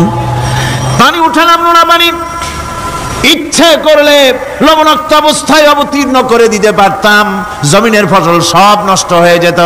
কিন্তু আমি নোনা পানি উঠায়া ওই পানিগুলিকে মিষ্টি করে আমি নাজিল করে জোরে কান সুবহানাল্লাহ, মিষ্টি পানি অবতীর্ণ করে দিলাম। এখন মানুষ বলে আল্লাহ পানি না দিলে কি হইতো? আমাদের খাল আছে, বিল আছে, সাগর আছে, নদী আছে, পুকুর আছে, হাওড় আছে, টিউবওয়েল আছে, ডিপ টিউবওয়েল আছে। আল্লাহ বৃষ্টি না দিলে তো কি হয়ে গেল আমাদের? আল্লাহ পাক জবাব দিয়েছেন কুল আরাআইতুম ইন আসবাহা মাউকুম গাওরান ফামান ইয়াতিকুম বিমাইন মাইন। বলো দেখি সবে শুকাইয়া যদি যায় এই জমিনের পানি, তাহলে হেথায় তটুডির ধারা কে দিবে সবারে আনি? টিউবওয়েলের পানি, পাতালের পানি, দরিয়ার পানি, সাগরের পানি, হাওড়ের পানি, বিলের পানি সব যদি আমি আল্লাহ শুকায় দেই, আমি আল্লাহ ছাড়া এমন কোন শক্তি আছে যে মরা গাঙ্গে নতুন করে পানির জোয়ার এনে দিতে পারে? আছে কেউ? কেউ নাই। আল্লাহ পাক বলেন দেখুন আমার রহমত, এভাবে করে আমি পানি দিলাম, বৃষ্টি দিলাম, এবার গাছ উঠলো। বীজ বপন করছিলাম, গাছ উঠলো। আনতুম আনশাতুম শাজারাতাহা আম নাহনুল মুনশিউন। মাটি থেকে এই গাছকে কে উদ্গত করে দিল? ভাই বেটা কে দিল? তুমি দিছো না আমি দিয়েছি? কে দিয়েছে জোরে কর, জোরে চিল্লা এখন কে দিল? আল্লাহ পাক বলেন গাছ উদ্গত করে দিলাম, গাছ এবার বড় হলো। এই গাছ আল্লাহ রাব্বুল আলামিন এই গাছ তৈরি করলেন। এই গাছ শুধু আপনার জ্বালানি দেয় না, গাছ শুধু ফল দেয় না, এই গাছ মানুষের জন্য গাছ হচ্ছে বন্ধু। মানুষের জন্য গাছ কি? জোরে কোন কি? বন্ধু। সেই বন্ধুরে জন্মের কাটা কাটবেন নাকি? এই গাছ তৈরি হচ্ছে। গাছ বন্ধু কি করে? গাছ বন্ধু হচ্ছে আমরা যে শ্বাস প্রশ্বাস নেই, মুখের থেকে নাকের থেকে যে শ্বাসটা ফেলি, সেটা হচ্ছে আমরা গ্রহণ করি বাতাস থেকে অক্সিজেন, ছেড়ে দেয় কার্বন ডাই অক্সাইড। এটা হচ্ছে বিষ। এটা কি? আমরা নিলাম পরিশুদ্ধ অক্সিজেন, নিলাম, ছেড়ে দিলাম এটাকে বিষ করে, এই বিষটা ছড়িয়ে গেল। এখন এই বিষ যদি আল্লাহ পরিশুদ্ধ করার কোনো ফ্যাক্টরি না বানাতেন, তাহলে পৃথিবীর সমস্ত প্রাণী মরে যেত। সুবহানাল্লাহ পেতে ইচ্ছে করে না? আল্লাহ পাক কি ব্যবস্থাটা করলেন! কোন দুনিয়ায় ফ্যাক্টরি নাই মানুষ যে বিষাক্ত করে দেয় আবহাওয়াকে, সেটাকে রিফাইন করার ব্যবস্থা মানুষের কাছে নাই। আল্লাহ ব্যবস্থা করেছেন কি? আল্লাহ পাক গাছ বানায় দিলেন। গাছের সবুজ শ্যামল রং, ঘাসের সবুজ শ্যামল রং, তার খাদ্য হতেছে আপনি যেটা ছেড়ে দেন, আপনার জন্য যেটা বিষ, সেটা হচ্ছে তার জন্য খাদ্য। কার্বন ডাই অক্সাইড গাছ টেনে নেয়, সারা রাত টানতে থাকে অক্সিজেন থেকে, বাতাস থেকে সারা রাত টানতে থাকে। কার্বন ডাই অক্সাইড খাবার হিসাবে সে টেনে নেয়। আর দিনের বেলা যখন রোদ ওঠে, সূর্যের উত্তাপ আর গাছের সবুজ রং দুটোতে মিলে এক প্রকারের রন্ধন ক্রিয়া হয়, রাঁধা হয়। সেই রান্নার মাধ্যমে গাছের ভিতর থেকে গাছ আবার অক্সিজেন মানুষের জন্য, প্রাণীর জন্য ছেড়ে দেয়। সুবহানাল্লাহ। তো গাছ আপনার জন্য বন্ধু। একদিকে গাছ আপনার এই কাজ করলো, ফার্নিচার বানাইলো, ছায়া দিল, ফল দিল। আল্লাহ পাক বলেন এই গাছগুলি কে তৈরি করলো? মিয়া তুমি করছো? না, আমি করছি। আমি আমার রহমত দিয়ে তোমার গাছ বানাই দিলাম। এরপরে ফসল দিলাম, ফসল হলো, তোমার তরি তরকারি হলো, সব কিছু তোমার হয়ে গেল। এবার ফসল দেখা মানুষে যখন দেখে জমিনে বড় বড় ধানের গোছা হয়েছে, মোটা মোটা ধানের গোছা হয়েছে, মোছে তখন তেল মাখে আর নতুন নতুন গানের আয়োজন করে। এবার ফসল বেশি হয়েছে, গান, থিয়েটার, বাজনা, গুনাগার বিবি, কত রকমের গানের ব্যবস্থা করে ফেলে। জমিনে ফসল আর মোছে তেল মাখে আনন্দে। আল্লাহ রাব্বুল আলামিন বলেন লাউ নাশাউ লাজআলনাহু হুতামান ফাযান্তুম তাফাক্কাহুন। আমি যদি ইচ্ছে করি তোমার জমিনের সমস্ত ফসলটাকে আমি সম্পূর্ণ কুটায় পরিণত করে দিতে পারি, তুষে পরিণত করে দিতে পারি। পারেন না? ধানের ভিতরে আল্লাহ যদি চাউল না দেন, তাহলে সব তুষ হয়ে যাবে না? তখন কি করবেন আপনারা? কি করবেন কোন? বাংলাদেশ তখন হরতালের দেশ। যখন আপনি দেখলেন যে জমিনে ধানে এবার সব তুষ হইছে, তখন আল্লাহর বিরুদ্ধে হরতাল করেন। লাভ হবে কিছু? লাভ হবে? আল্লাহর বিরুদ্ধে আপনারা অনশন ধর্মঘট করেন, লাভ হবে কিছু? কোনো লাভ হবে না। আল্লাহ রাব্বুল আলামিন বলেন কোনো লাভ হবে না, বরং তোমরা তখন বলবে ইন্না লামুগরামুন বাল নাহনু মাহরুমুন। কপালে তখন আঘাত করবে, পরাঘাত করতে থাকবে আর বলবে যে আরে কপাল পোড়া হয়ে গেলাম, হতভাগ্য হয়ে গেলাম, বঞ্চিত হয়ে গেলাম, আল্লাহর রহমত থেকে সর্বনাশ হয়ে গেল। তখন কপালে আঘাত করা ছাড়া আর কিছুই করতে পারবে না। আল্লাহর বিরুদ্ধে মিছিল চলে না, সমাবেশ চলে না, বিক্ষোভ চলে না, হরতাল চলে না। মহান আল্লাহ রাব্বুল আলামিন বলছে দেখো এইভাবে করে তোমার ফসলের ব্যবস্থা আমি আল্লাহ করেছি। আমি রহমান, আমি আল্লাহ পাক কি এমন রহমান। আজ জমিনে ফসল বৃদ্ধির জন্য ইউরিয়া, সুপার সালফেট, সালফার সারের ব্যবস্থা হয়েছে, নানান জাতের সারের ব্যবস্থা হয়েছে। যখন এই সার মানুষ তৈরি করতে শেখে নাই, আবহমান কাল থেকে এই জমিনের জন্য সারের ব্যবস্থা কে করেছেন? জোরে কোন? আল্লাহ পাক বলেন আমিন আয়াতিহি আইয়ুরিকুমুল বারকা খাউফাও ওয়া তামাম। আমার অসংখ্য নিদর্শনাবলীর মধ্যে এটাও একটি নিদর্শন যে আকাশে বিদ্যুৎ চমকে মেঘের গর্জন হয়। এই যে বিদ্যুৎ চমকে গর্জন হয়, এর মধ্যে রয়েছে মানুষের জন্য ভীতি এবং আশা। তারা ভয় পায় আর এর মধ্যে আশাও রয়েছে। আশাটা কি? আশা হচ্ছে এই যে বিদ্যুৎ যে বছর যত বেশি চমকায় মেঘে, সে বছর জমিনে ফসল তত বেশি বাড়ে। কৃষিবিদরা বলেছেন বিদ্যুৎ যত বেশি চমকায় জমিনের ফসল তত বেশি বাড়ে। সুবহানাল্লাহি ওয়া বিহামদিহি। এর একটা সিস্টেম আছে, সেই সিস্টেম অনুযায়ী আল্লাহ জমিনে ফসল বাড়ায় দিলেন। আল্লাহ ফসল দিলেন, এবার আপনার আল্লাহ পাক বলছেন দেখো ফসল দিলাম, ধান হলো, চাউল হলো, মাছ হলো, গোশ হলো, সব হয়ে গেছে, এখন তুমি খাবে। রান্না বান্না হয়ে গেল, রহমত আমার দেখো, আমার রহমতটা দেখো। এ কোরআন শিখাইছেন সেই আল্লাহ রাব্বুল আলামিন, যার নাম রহমান। জোরে বলেন তার নাম কি? রহমান। চাউল হয়ে গেছে, চাউল তো শুধু ভর্তা বানায় খাওয়া যাবে না, ভাত হয়েছে, আটা দিয়া রুটি তৈরি হয়েছে, কি দিয়া খাবেন? আল্লাহ রাব্বুল আলামিন আপনার পুকুরের ভিতরে মাছ দিয়া দিলেন, জন্তু জানোয়ার দিলেন, চার পায়া জানোয়ারের গোশত হালাল করে দিলেন, পাখির মাংস আল্লাহ রাব্বুল আলামিন হালাল করে দিলেন। এখন মাছ হলো, গোশ হলো, মাছ আর গোশ সিদ্ধ করে খাওয়া যাবে? জোরে বলেন যাবে? যাবে না। তার গন্ধ নষ্ট করতে হবে আর সুঘ্রাণ সৃষ্টি করতে হবে। এই গন্ধ নষ্ট করে সুঘ্রাণ সৃষ্টি করার জন্য লবঙ্গ তৈরি করলেন কে? কথা কন না কেন? এলাচি কার? দারচিনি কার? লবণ কার? মরিচ কার? হলুদ কার? পেঁয়াজ কার? সুবহানাল্লাহ বিহামদিহি। এত নিয়ামত আল্লাহ রাব্বুল আলামিন বলেন ওয়া ইন তাউদ্দু নি'মাতাল্লাহি লা তুহসুহা। আমার নিয়ামত গণনা করে করে আমার নিয়ামত গুণে শেষ করতে পারবে না, এত নিয়ামত আমি দান করেছি। এরপরে তরি তরকারি হলো, মাছ গোশ খেতে খেতে অস্থির হয়ে যাবে, তারপরে তরি তরকারি দিলাম, শাক সবজি দিলাম, সব কিছু আমি আল্লাহ রাব্বুল আলামিন দিয়েছি। আমার নাম রহমান, তোমার সমস্ত প্রয়োজন আমি দিয়েছি, মিটাই দিয়েছি। এবার তরি তরকারি হলো আর মানুষ তরি তরকারি খাইলো, আল্লাহ শুকর আদায় করলো না। শুকর আদায় করে? করে না।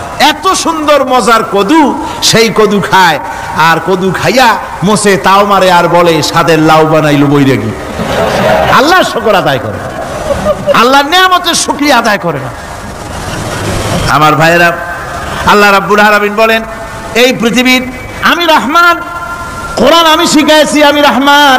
এমন রহমান শুধু মানুষকে খাবার দেই না, এই পৃথিবীর সকল প্রাণীকে আমি খাবার দেই। জোরে কান সুবহানাল্লাহ। সকল প্রাণীর খাবার কে দেন? ওয়ামা মিন দাব্বাতিন ফিল আরদি ইল্লা আলাল্লাহি রিজকুহা। এই পৃথিবীর বুকে এমন কোন বিচরণশীল জীব নাই যে জীবের রিজকের দায়িত্ব আমি আল্লাহ গ্রহণ করি নাই। সমস্ত রিজকের দায়িত্ব কে নিয়েছেন? চিল্লায় কোন? আল্লাহ সুবহানাহু ওয়া তাআলা। আচ্ছা আপনি কোন তো দেখি, একজন জমিদার, একজন বড় লোক, চৌধুরী, খুব বড় লোক, তার বাড়িতে 20 জন লোক গেছে রাতের বেলায়। রাতের বেলায় 20 জন লোক গিয়ে মেহমান হইল। মেহমান হইয়া তারা বলতেছে সাহেব আমরা তো মেহমান, আমি এক একজন এক এক রকমের খাবার চাইলো। একজনে বললো আমি হরিণ খাবো, আর একজনে কয় আমি মুরগি খাবো, আর একজনে বললো আমি খরগোশ খাবো, আর একজনে বললো আমি হাতি খাবো, আর একজনে বললো আমি ছাগল খাবো। 20 জন মানুষের 20 রকমের খাবার চাইলো। একজনে কয় বোয়াল মাছ খাবো, আর একজনে কয় রুই মাছ খাবো। 20 জনে 20 রকমের খাবার দাবি করলো। বলেন জমিদার তো বাড়ির ধারে, জমিদারের বাপ, সেও কি পারবে 20 জনকে 20 রকমের খাবার পরিবেশন করতে? কোন প্রস্তুতি ছাড়া পারবে? পারবে না। কোন প্রস্তুতি ছাড়া, কোন প্রস্তুতি ছাড়া জমিদার হোক রাজা বাদশাহ হোক 20 জন মানুষের খাবার 20 রকমের দিতে পারে না। আর আল্লাহ এমন রহমান, এই পৃথিবীর লক্ষ কোটি কোটি জাতির প্রাণীকে কোটি কোটি রকমের খাবার আল্লাহ রাব্বুল আলামিন পরিবেশন করতেছেন। সাপের খাবার একরকম, ব্যাঙের খাবার আর এক রকম। ব্যাঙে যা খায় সাপে তা খায় না, সাপে যা খায় ব্যাঙে তা খায় না। হাতির খাবার, গন্ডারের খাবার, ভল্লুকের খাবার, বাঘের খাবার, সিংহের খাবার, মানুষের খাবার, ছাগলের খাবার, মুরগির খাবার, মশার খাবার, সারপোকার খাবার, সমস্ত খাবার ভিন্ন ভিন্ন। আবার সমস্ত খাবারের মজা আল্লাহ রাব্বুল আলামিন আলাদা আলাদা করে দিয়েছেন। এমন রহমান, আপনার পেট ভরবেন শুধু স্বাস্থ্য বাড়াবার জন্য, পেট ভরে খাওয়া দরকারটা ছিল। আল্লাহ পাক দেখলেন যে না, শুধু পেট ভরলে তো এরকম খাইতে চাইবে না, তাই আল্লাহ রাব্বুল আলামিন জিহ্বা দিয়ে দিলেন যাতে করে মজা লাগে আর খায়। সব রকমের মজা, এক এক গোশতে, এক এক মাছে, এক এক তরকারিতে এক এক রকম মজা না, সব রকম মজা, সব এক রকম মজা, ভিন্ন ভিন্ন রকমের মজা। আল্লাহ পাক বলেন আমি রহমান, দেখো আমি কিভাবে খাওয়াই। ওয়া কাইয়্যিম মিন দাব্বাতিন লা তাহমিলু রিজকুহা আল্লাহু ইয়ারযুকুহা ওয়া ইয়্যাকুম। এই পৃথিবীতে এমন অনেক বিচরণশীল জীব আছে যে প্রাণীরা নিজের জন্য কোনো সঞ্চয় করে না, সঞ্চয় করে শুধুমাত্র পৃথিবীর মানুষ। আর পিঁপড়ায় কিছু সঞ্চয় করে।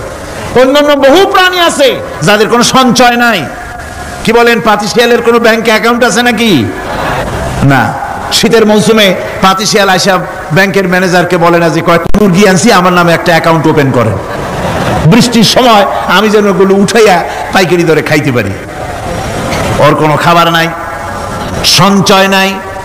এ ধরনের পাখির সঞ্চয় নাই, পশুর সঞ্চয় নাই। মহান আল্লাহ রাব্বুল আলামিন তিনি বলছেন, সকাল বেলায় পাখি তার বাসা দিয়া ক্ষুধার্ত পেট নিয়ে পাখিগুলি উড়ে চলে যায়। সাপ তার গর্ত থেকে বের হয় খালি পেটে, পাতি শৃগল খাঁটি পেট নিয়ে গর্ত থেকে বেরিয়ে যায়। তিমির মতো অত বড় প্রকাণ্ড প্রাণী, হাতির মতো প্রকাণ্ড প্রাণী, গরিলা, শিম্পাঞ্জি, ওরাংওটাং, পিঁপড়া থেকে শুরু করে নিয়ে প্রকাণ্ড তিমি পর্যন্ত সমস্ত প্রাণীগুলি সকালবেলায় খালি পেটে বেরিয়ে যায়। সারাদিন ঘোরাঘুরির পর আল্লাহ সুবহানাহু ওয়া তাআলা বলেন, সন্ধ্যাবেলায় সমস্ত প্রাণীর পেটগুলি ভরে আমি আল্লাহ তাদের বাসায় ফিরাইয়া দেই। আমি রহমান, এভাবে করি আমি আল্লাহ রাব্বুল আলামিন খাবারের বন্দোবস্ত করি, পড়ার বন্দোবস্ত করি, থাকার ব্যবস্থা করি। ইয়া আইয়ুহান নাসু যকুরু নি'মাতাল্লাহি আলাইকুম হাল মিন খালিকিন গায়রুল্লাহ ইয়ারযুকুকুম মিনাস সামাই ওয়াল আরদ। ও পৃথিবীর মানুষেরা, ওই আল্লাহর স্মরণ করো, আল্লাহর নিয়ামতের শুকরিয়া আদায় করো যে আল্লাহ তোমাকে আকাশ থেকে জমিন থেকে রিজিক দেন। ওই আল্লাহ ছাড়া আছে কি কেউ যে তোমাকে আকাশ থেকে রিজিক দেয়, জমিন থেকে রিজিক দেয়?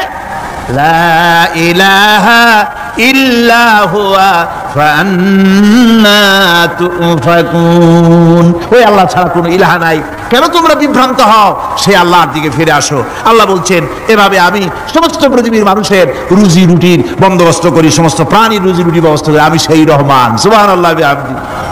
ওয়া ইলাহুকুম ইলাহু ওয়াহিদ লা ইলাহা ইল্লা হুয়ার রাহমানুর রহিম। এই হচ্ছেন তোমাদের আল্লাহ। সুবহানাল্লাহ।